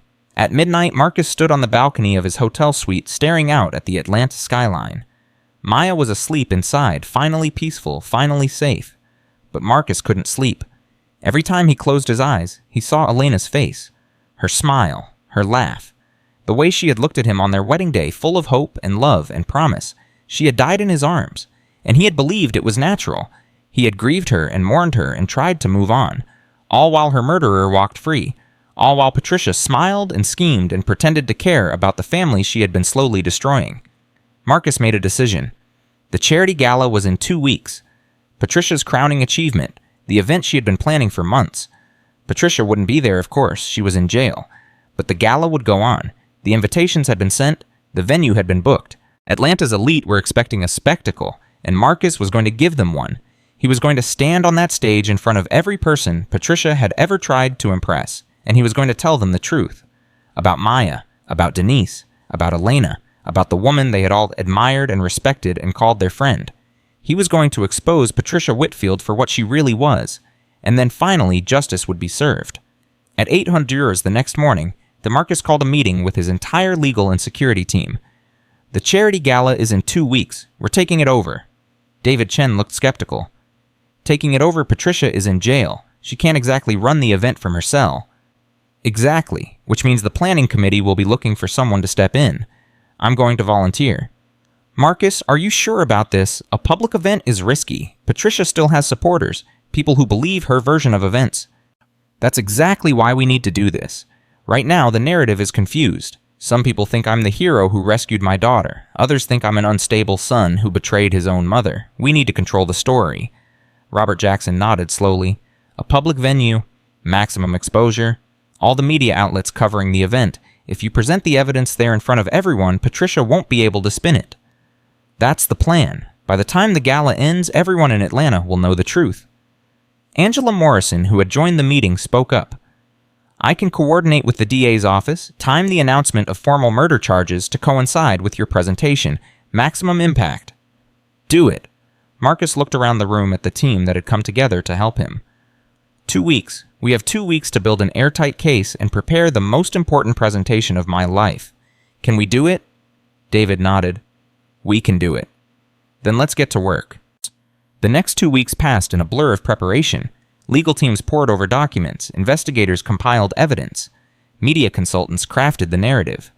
And through it all, Marcus spent every spare moment with Maya trying to rebuild the trust that Patricia had worked so hard to destroy. They went to the zoo, they had picnics in the park, they watched movies and ate popcorn and laughed at silly jokes. Slowly, day by day, Maya began to heal. She still had nightmares sometimes. She still flinched at loud noises. She still looked for danger around every corner, but she was getting better. And Marcus was determined to give her the future Elena had dreamed of. At 6:00 p.m. on the night before the gala, Marcus received one final phone call. It was from Denise Walker. "I'm flying in tomorrow morning. I want to be there. I want to tell my story." "Are you sure it's going to be overwhelming?" "I've been hiding for 7 years. It's time to stop hiding."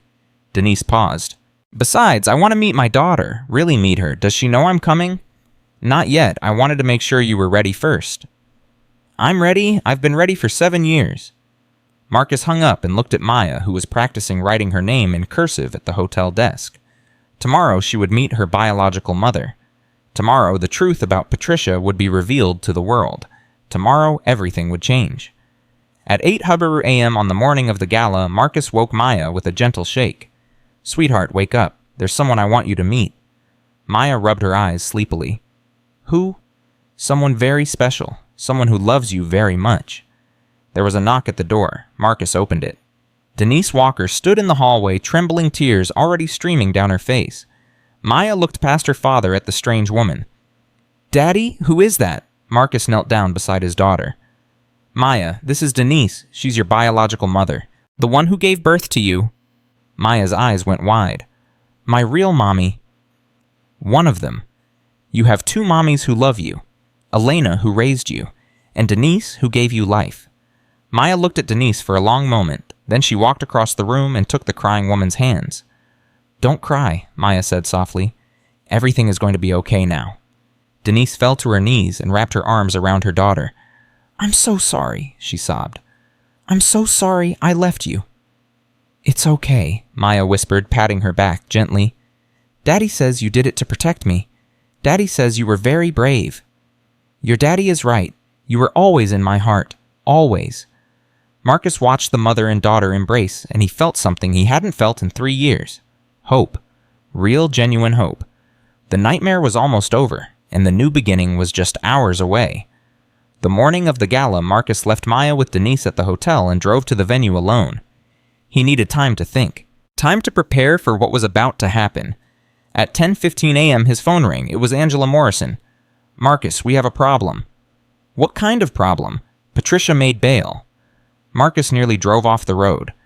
"That's impossible. The judge denied bail. I was there." Her lawyers filed an emergency appeal this morning. They found a sympathetic judge, someone with connections to the Whitfield family going back decades. He overturned the original decision and set bail at $5 million. Patricia paid it in cash an hour ago. Where is she now? We don't know. She was released from custody 45 minutes ago. She's required to wear an ankle monitor, but those can be circumvented. Marcus, she could be anywhere. Marcus pulled over to the side of the road, his heart pounding. Patricia was free. The woman who had killed Greta, who had murdered Elena, who had tortured Maya for 3 years, was walking the streets of Atlanta. Angela, I need protection for Maya, right now. Already done. I sent 2 officers to the hotel as soon as I heard. But Marcus, you need to be careful too.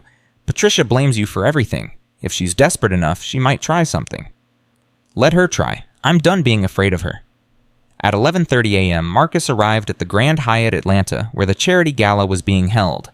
The ballroom was being transformed by an army of decorators, florists, and caterers.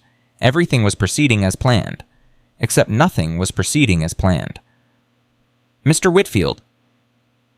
The event coordinator, a nervous woman named Sandra, rushed over to him. We have a situation. What is it? Mrs. Patricia Whitfield is here. She arrived 20 minutes ago. She's demanding access to the ballroom. Marcus felt ice in his veins. Where is she now? In the service corridor. Security is keeping her contained. But she's making quite a scene. She says this is her event, and we have no right to exclude her. Marcus strode toward the service corridor, his jaw set. Patricia was standing between 2 security guards, her face flushed with rage. She looked nothing like the polished socialite he had grown up with.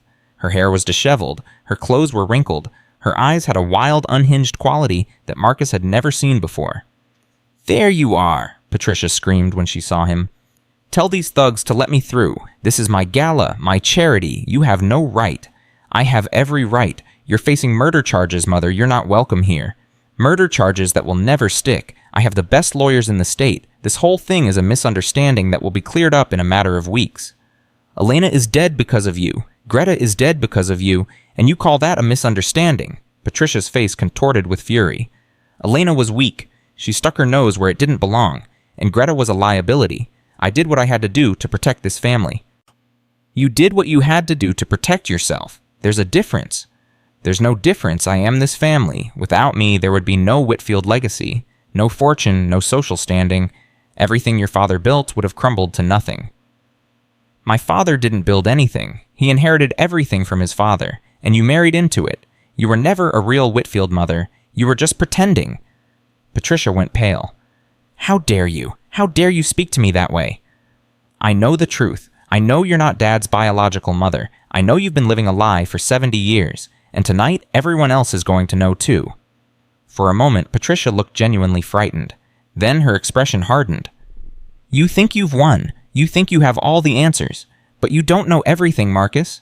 There are secrets in this family that would destroy you if they came to light. Try me. Patricia leaned in close, her voice dropping to a venomous whisper. Ask Elena's doctor about her final days. Ask him about the medication she was taking. Ask him who prescribed it. She smiled a cold, cruel smile. You think I poisoned your wife. You're right, but I didn't do it alone. Elena's own doctor was in my pocket, and if I go down, he goes down with me, along with everyone else who helped cover it up. Marcus grabbed Patricia's arm. You're lying. Am I Dr. Richard Moore? Call him. Ask him about the digoxin prescriptions. Ask him about the payments to his offshore accounts. Ask him about the threat I made to his family if he didn't cooperate. Patricia yanked her arm free. You want justice? You can't have it without destroying half of Atlanta's medical establishment. Are you prepared to do that? Marcus stared at his mother. You're bluffing. Am I? Patricia straightened her jacket. I've had 60 years to build my network, Marcus. You think you can tear it down in 2 weeks? You're a child playing at being a king. And tonight I'm going to show you exactly how powerless you really are. She turned and walked away, her heels clicking on the hard floor. Marcus watched her go, his mind racing. Dr. Richard Moore, Elena's physician, a man Marcus had trusted completely during his wife's final illness. Could it be true? Could Elena's own doctor have been part of the conspiracy? At 1:00 p.m., Marcus called Angela. I need you to investigate someone. Dr. Richard Moore. He was Elena's primary care physician. What am I looking for? Financial records, offshore accounts, any connection to Patricia. This is about Elena's death. Patricia claims Moore helped her, that he was the one who prescribed the digoxin that killed her. Angela was quiet for a moment. If that's true, we're looking at a conspiracy that extends far beyond Patricia. Doctors, lawyers, judges, all working together to cover up multiple murders. I know, that's why we need proof before tonight. I'll do what I can, but Marcus, this is going to take time. Days, maybe weeks to unravel. We don't have weeks, we have hours. At 2:30 p.m., Marcus returned to the hotel to check on Maya. She was sitting with Denise on the couch looking at old photographs. Daddy, Maya jumped up and ran to him. Look what Denise brought pictures of when I was a baby. Marcus looked at the photographs, a younger Denise, worn and tired but smiling, holding a newborn Maya in her arms, the hospital bracelet still on Maya's tiny wrist. You were beautiful, Marcus said softly. You still are. Maya beamed. Denise says I have her eyes and her nose, but I have my other mommy's smile. Marcus looked at Denise. Elena would have loved to hear that. Denise wiped a tear from her cheek. I wish I had known her better. She saved my life and I never even got to thank her properly. You can thank her tonight by standing up and telling the world the truth. I will, I promise. At 4:00 p.m., Marcus received an urgent text from Angela. Found something. Meet me at the precinct. Now. 20 minutes later, Marcus was sitting in Angela's office staring at a stack of bank records. Dr. Richard Moore has been receiving monthly payments of $15,000 for the past 3 years, Angela said. The payments come from a shell company registered in the Caymans, same company Patricia used to pay Greta. So it's true, he was involved. There's more. Angela pulled out a medical file. I had one of our forensic specialists review Elena's treatment records. In the 6 months before her death, Dr. Moore prescribed her a medication called Digitalis. It's another name for digoxin. He told her it was a supplement for heart health. Elena never mentioned any heart problems. Because she didn't have any. According to her medical history, her heart was perfectly healthy until the final weeks of her life. Moore manufactured a condition to justify the medication. Marcus felt sick. Can we prove this? We can prove the payments. We can prove the prescriptions. What we can't prove not yet is that Patricia ordered Moore to do it. For that, we need Moore himself to testify. Where is he now? That's the problem. He left for a medical conference in Switzerland 3 days ago. He's not scheduled to return for another week. He's running. Probably. Patricia must have warned him. Marcus slammed his fist on the desk. So she wins again. Even from behind bars, she's still one step ahead. Angela leaned forward. Not necessarily. There's one person who might know something. Someone who was close to both Patricia and Moore. Someone who's already proven willing to talk. Who? Greta's sister. Her name is Helga Hoffman. She lives in Savannah. According to our records, Greta visited her regularly right up until the week she died. You think Greta told her sister about the conspiracy? I think it's worth asking. At 5:15 p.m., Marcus was on the phone with Helga Hoffman. Mrs. Hoffman, my name is Marcus Whitfield. I'm calling about your sister Greta. I know who you are. Helga's voice was cold. You're the man whose mother killed my sister. I'm so sorry for your loss. I had no idea what my mother was capable of. Your mother is a monster, and so was mine. She trained Greta to be just like her. Your mother. Our mother worked for Patricia Whitfield back in the 60s. She was her personal assistant. When she died, Patricia took Greta under her wing, trained her, used her. Helga's voice cracked. Greta was not a good person, Mr. Whitfield, but she didn't deserve to die the way she did. Mrs. Hoffman, I need your help. Did Greta ever mention a Dr. Richard Moore? A long pause. Why do you want to know? Because I believe he helped my mother murder my wife, and I need evidence to prove it. Another pause. Then Helga sighed. Greta kept records, diaries. She wrote everything down going back decades. She said it was her insurance policy. If Patricia ever turned on her, Greta wanted leverage. Where are these diaries now? I have them. Greta gave them to me for safekeeping about a month before she died. She said she had a feeling something bad was going to happen. Marcus gripped the phone tighter. Mrs. Hoffman, I need those diaries. Tonight, if possible. Why should I help you? Your family destroyed my sister. Because if you don't, Patricia wins. She walks free. She never pays for what she did to Greta or Elena or my daughter. Marcus paused. And because it's the right thing to do. Silence stretched on the line. There's a bus from Savannah that arrives in Atlanta at 7:30, Helga finally said. I'll be on it. Meet me at the station with the diaries. At 7:00 p.m., guests began arriving at the Grand Hyatt for the Sterling Charity Gala. Limousines lined the entrance. Photographers snapped pictures. Atlanta's elite streamed through the doors in their finest evening wear. Marcus stood backstage reviewing his notes for the 100th time. In his pocket was a flash drive containing all the evidence he had gathered: photographs, financial records, video testimony from Denise, medical reports from Dr. Kevin Brooks. Everything he needed to destroy Patricia's reputation forever. But it wasn't enough. Not without Greta's diaries. His phone buzzed, a text from one of his security team. Helga Hoffman is at the bus station. We're bringing her to you now. At 7:35 p.m., Helga Hoffman walked into the backstage area carrying a worn leather satchel. She was a small woman in her 60s with gray hair and tired eyes. She looked nothing like Greta except for a certain hardness around her mouth. Mr. Whitfield. She handed him the satchel. Everything Greta wrote is in there. 40 years of secrets. Use it well. Marcus opened the satchel and pulled out a stack of leather-bound notebooks. He flipped through the first one, scanning the entries.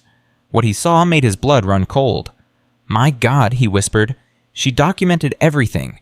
Every payment, every order, every crime. Greta was meticulous. It was her greatest strength and her greatest weakness. Helga turned to leave. Make sure my sister's death means something, Mr. Whitfield. That's all I ask. At 8:00 p.m., the gala officially began. The ballroom was filled with 500 of Atlanta's most prominent citizens. Business leaders, politicians, celebrities, socialites, all gathered to celebrate philanthropy and generosity, all about to witness the destruction of everything they thought they knew. Marcus took his place at the head table, scanning the crowd. He spotted several familiar faces. The mayor, 2 state senators, the CEO of Coca-Cola, all of them associates of Patricia, all of them likely complicit in looking the other way while she committed her crimes. At the far end of the room, he spotted Patricia herself. She had managed to slip in through a side entrance. She was wearing a stunning red evening gown, her hair perfectly styled, her makeup flawless. She looked exactly like the queen of society she had always pretended to be. Their eyes met across the crowded room. Patricia smiled. Marcus didn't. At 8:30 p.m., the Master of Ceremonies took the stage. Ladies and gentlemen, welcome to the 27th Annual Sterling Charity Gala. As you know, this event was founded by the remarkable Patricia Whitfield, who has dedicated her life to helping underprivileged children across our great state. Applause rippled through the room. Patricia nodded graciously. Tonight we have a very special program planned. But first, I'd like to invite Mr. Marcus Whitfield, Patricia's son and the CEO of Whitfield Enterprises, to say a few words. More applause. Marcus rose from his seat and walked to the podium. The room fell silent. Thank you all for coming tonight, Marcus began. This gala has always been about one thing, the truth. The truth about who we are. The truth about what we stand for. The truth about the values we want to pass on to the next generation. He paused, looking out at the assembled guests. Tonight, I'm going to tell you a truth that many of you won't want to hear.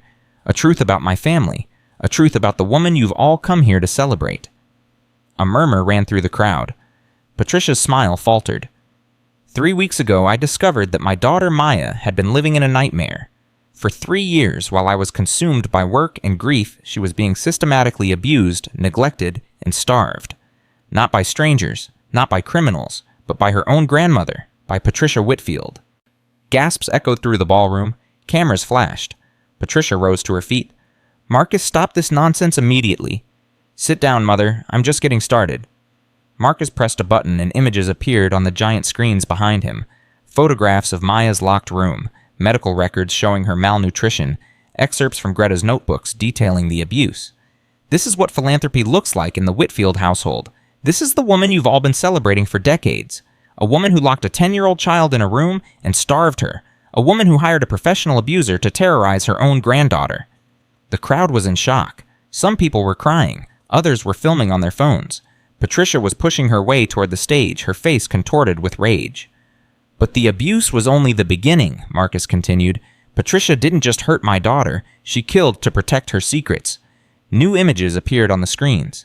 Bank records. Phone logs. A timeline of Greta Hoffman's final days. Greta Hoffman was Patricia's accomplice. When she became a liability, Patricia eliminated her. The police have evidence proving that Patricia visited Greta's room hours before her death. Evidence that she administered a lethal injection and staged it to look like suicide. Patricia reached the stage and grabbed Marcus's arm. You're lying, you're insane, someone call security. Marcus shook her off. And Greta wasn't Patricia's first victim. The room went absolutely silent. 3 years ago, my wife Elena died of what we believed was a sudden heart condition, but toxicology reports now show that she was poisoned, slowly, methodically, by a drug called digoxin prescribed by her own doctor under Patricia's orders. Elena's photograph appeared on the screen. Beautiful, smiling, alive. Patricia murdered my wife because Elena discovered secrets about our family, secrets Patricia had been hiding for 70 years. Marcus pulled out the DNA test results. Patricia Whitfield is not who she claims to be. She is not the biological mother of my father, James Whitfield. She was his stepmother who married into the family and spent the next 7 decades pretending to be something she wasn't. She has no blood claim to the Whitfield fortune, and she has been willing to kill anyone who threatened to expose that lie. Patricia screamed a wild animal sound. "You can't prove any of this. It's all fabricated. He's had a mental breakdown. Someone stop him." "I can prove every word." A new voice rang out across the ballroom. Everyone turned to see Denise Walker walking down the center aisle, Maya holding her hand. "My name is Denise Walker." Denise said, her voice strong and clear. 10 years ago, I had an affair with James Whitfield. I became pregnant with his child. When James found out, he threatened me, paid me off, tried to make me disappear. She stopped in front of the stage and looked up at Patricia. "Elena Whitfield found me. She helped me. She adopted my daughter and gave her a life I could never provide, and Patricia murdered her for it." Maya stepped forward. "My name is Maya Whitfield. I am James Whitfield's daughter. I am the rightful heir to the Whitfield family, and my grandmother tried to destroy me because she was afraid of what I represent." The room erupted. Reporters shouted questions. Guests scrambled for the exits. Security guards pushed through the crowd trying to reach Patricia, but Patricia wasn't going anywhere. She stood frozen on the stage, her face drained of all color, her carefully constructed world collapsing around her. "You've ruined everything," she whispered, staring at Marcus. "Everything I built, everything I sacrificed, gone, because of you." "No, Mother, you ruined it yourself, the moment you decided that money and status were more important than human life."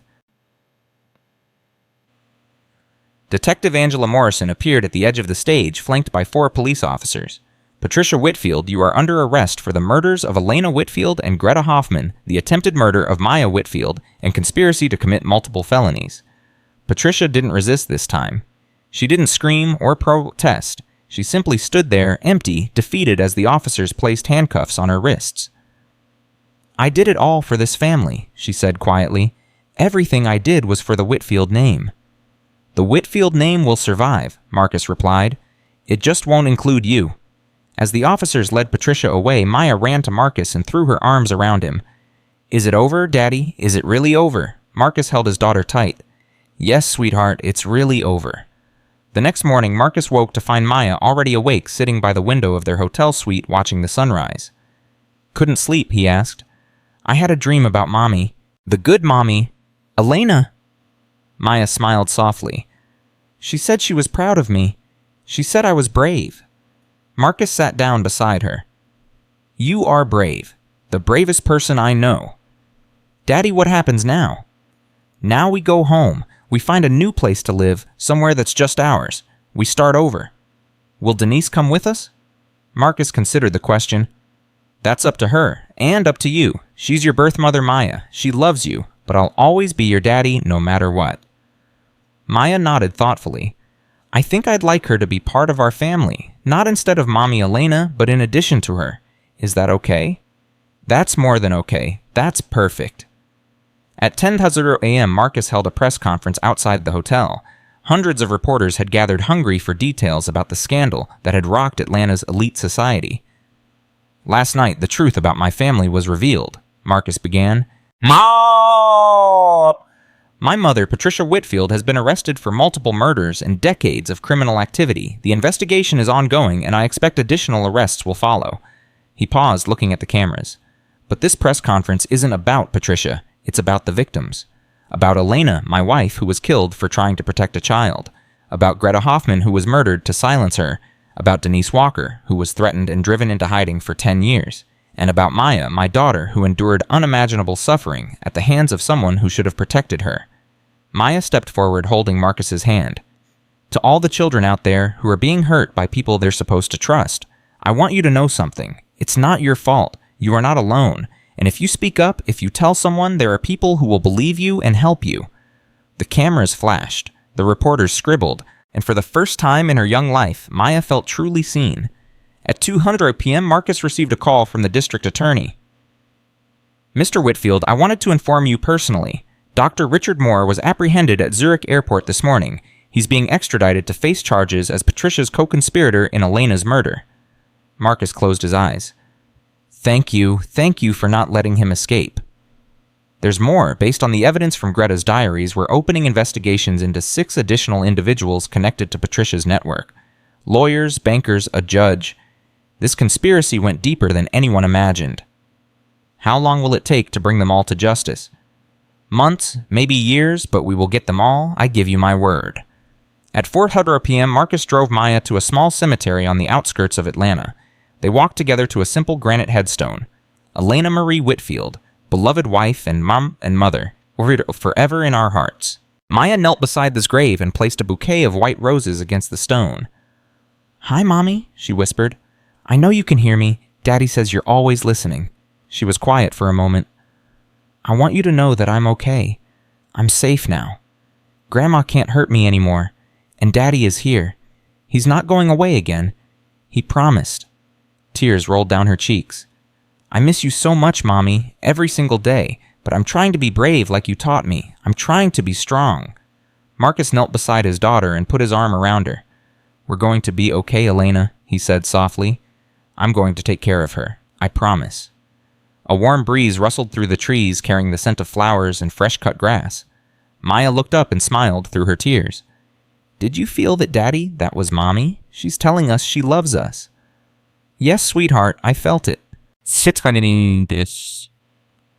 They stayed at the grave for a long time, father and daughter remembering the woman they had both loved and lost. At 6:00 p.m., Marcus signed the papers to purchase a new home. It was a modest house in a quiet neighborhood, nothing like the grand Whitfield mansion, but it had a big backyard for Maya to play in and a swing on the front porch and neighbors who waved when you drove by. It was a home, a real home. "What do you think?" Marcus asked Maya as they stood in the empty living room. "I love it." Maya spun in a circle, her arms outstretched. "It feels happy here." "That's because we're going to make it happy, together." Denise Walker appeared in the doorway carrying a box of Maya's belongings. "Where do you want this?" Maya ran over and took the box from her hands. "In my room? Come on, I'll show you." She raced up the stairs and Denise followed, laughing. Marcus watched them go, his heart full. His family was broken in so many ways, shattered by lies and violence and decades of secrets. But it was also being rebuilt, piece by piece, day by day, with love as the foundation. At 8:00 p.m., Marcus sat on the front porch of his new home watching the sunset. His phone buzzed. A text from Angela Morrison. Patricia's trial date set for April. Moore agreed to testify in exchange for reduced sentence. "We're going to get her, Marcus. All of them." Marcus typed a response. "Thank you for everything, Angela. Elena would be grateful." "She was my best friend. I would have done anything for her, and for Maya." Marcus put down his phone and leaned back in his chair. In 6 months, Patricia would stand trial for her crimes. In a year, she would likely spend the rest of her life in prison. The Whitfield empire built on lies and maintained. Through violence was finally crumbling. But from the ashes, something new was rising. A father who had learned that presence mattered more than provision. A daughter who had survived the unimaginable and emerged stronger. A family bound not by blood or money, but by love. "Daddy?" Maya's voice rang out from inside the house. "Denise made hot chocolate. Come inside." Marcus smiled and rose from his chair. "Coming, sweetheart." He walked through the front door of his new home, leaving the darkness of the past behind him. 1 year later, Marcus and Maya stood outside Harmony Grove Community School on a crisp September morning. Maya was 11 now, taller, healthier, her eyes bright with excitement. She wore a new backpack and a butterfly hair clip in her braids, the same clip that had belonged to Elena. "Nervous?" Marcus asked. "A little." Maya shifted from foot to foot. "What if the other kids don't like me?" "They'll love you. How could they not?" Maya looked up at him. "Daddy, do you think Mommy Elena can see me right now?" "I know she can, and I know she's smiling." A car pulled up behind them. Denise stepped out waving. "Maya, you forgot your lunch." She ran over and handed Maya a brown paper bag. "I put an extra cookie in there, for good luck." Maya hugged her. "Thanks, Denise." "You're going to do great, sweetheart." I just know it. The school bell rang. Maya took a deep breath and squared her shoulders. Okay, I'm ready. She walked toward the school entrance, then stopped and turned back. I love you, Daddy, and I love you, Denise. We love you too, sweetheart, Marcus called back. Now go show them what you're made of. Maya grinned and ran through the doors, disappearing into the crowd of students. Marcus and Denise stood side by side, watching her go. She's going to be okay, Denise said softly. Yes, she is. They stood there for a long moment, two parents from different worlds united by their love for one remarkable little girl. Do you want to get coffee? Denise asked. Marcus smiled. I'd like that. They walked away together, leaving the school behind. Above them, the morning sun rose higher in the sky, warming the earth, chasing away the last shadows of night. A new day had begun, and this time, it was going to be a good one. At 3:00 that afternoon, Marcus picked Maya up from school. She came running out of the building, her face glowing. Daddy, I made friends, 3 of them, and my teacher is really nice, and we're going to learn about butterflies next week. Marcus laughed and scooped her up in his arms. Sounds like you had a pretty good day. The best day ever. They drove home together, Maya chattering the whole way about her new friends and her new teachers and all the exciting things she was going to learn. When they pulled into the driveway, Maya suddenly grew quiet. Daddy, can I ask you something? Anything. Are you happy? Marcus turned off the engine and looked at his daughter. Yes, sweetheart, I'm very happy. Even after everything that happened, even after losing Mommy and finding out about Grandma and all the bad things. Marcus reached over and took Maya's hand. Because of you, Maya, I'm happy because of you. You taught me what really matters in life. Not money, not power, not status, family, love, being there for the people who need you. Maya smiled. Mommy Elena said the same thing once. She said the most important thing in the world is love. Everything else is just stuff. She was right. She was always right about the things that mattered. They sat in the car for a moment, holding hands, watching the sunset behind their new home. Daddy. Yes, sweetheart. I'm glad you're my daddy, my real daddy, not just by paper, but in your heart. Marcus felt tears sting his eyes. And I'm glad you're my daughter. My real daughter. The best thing that ever happened to me. Maya leaned over and kissed his cheek. Come on, let's go inside. Denise is making spaghetti tonight. Street. They walked into the house together, father and daughter, leaving the past where it belonged. Behind them. In the months that followed, Patricia Whitfield stood trial for her crimes. The evidence was overwhelming. Greta's diaries, Dr. Moore's testimony, financial records, DNA tests, the testimony of Denise Walker and Samuel, and a dozen other witnesses who had finally found the courage to speak. The trial lasted 6 weeks. The jury deliberated for 2 hours. The verdict was guilty on all counts. Patricia was sentenced to life in prison without the possibility of parole. Marcus was there when the sentence was read. He watched as his mother, frail and broken, was led away in handcuffs for the final time. She didn't look at him. She didn't speak. She simply walked through the doors and disappeared from his life forever. Afterward, Marcus stood on the courthouse steps surrounded by reporters. Mr. Whitfield, how do you feel about the verdict? Marcus thought about the question for a long moment. I feel grateful, he finally said. Grateful that justice was served. Grateful that my wife and the other victims can finally rest in peace. And grateful that my daughter can grow up knowing that good will always triumph over evil in the end. What's next for you and Maya? Marcus smiled. Living, loving, being a family, that's all that matters now. He walked away from the courthouse, away from the cameras and the questions and the noise. He walked toward his car where Maya and Denise were waiting. He walked toward his future. And for the first time in years, that future looked bright. 5 years later, Maya Whitfield graduated from middle school at the top of her class. She stood on the stage in her cap and gown, looking out at the crowd of proud parents and family members. In the front row sat her father, her birth mother, Denise, Miss Loretta, who had returned to be part of their family, and Dr. Kevin Brooks, who had become like an uncle to her. Maya stepped up to the microphone to deliver the valedictorian speech. When I was 10 years old, she began, I thought my life was over. I thought I was worthless. I thought no one would ever love me. The audience was silent. I was wrong. Maya looked at her father, tears streaming down her face. I learned that family isn't about blood. It's about love. It's about the people who show up for you when everything falls apart. It's about the people who refuse to give up on you no matter what. She took a deep breath. To everyone who is struggling right now, who feels alone, who feels like nobody cares, I want you to know something. There is hope, there is love, there is a future worth fighting for. Don't give up, keep going, your story isn't over yet. The audience erupted in applause. Marcus stood clapping harder than anyone, tears streaming down his face. His daughter, his brave, beautiful, incredible daughter. She had survived the darkness. She had emerged into the light, and she was going to change the world. After the ceremony, Maya ran to Marcus and threw her arms around him. I did it, Daddy. I really did it. You did more than that, Marcus said. You inspired everyone in that room, including me.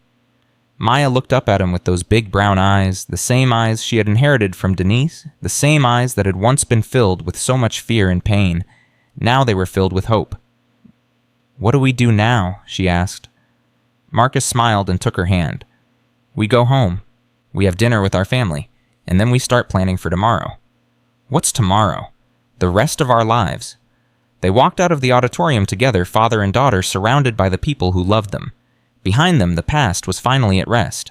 Ahead of them, the future was waiting. And it was going to be beautiful, because in the end, love won. Love always wins. And that more than anything else is the truth worth fighting for.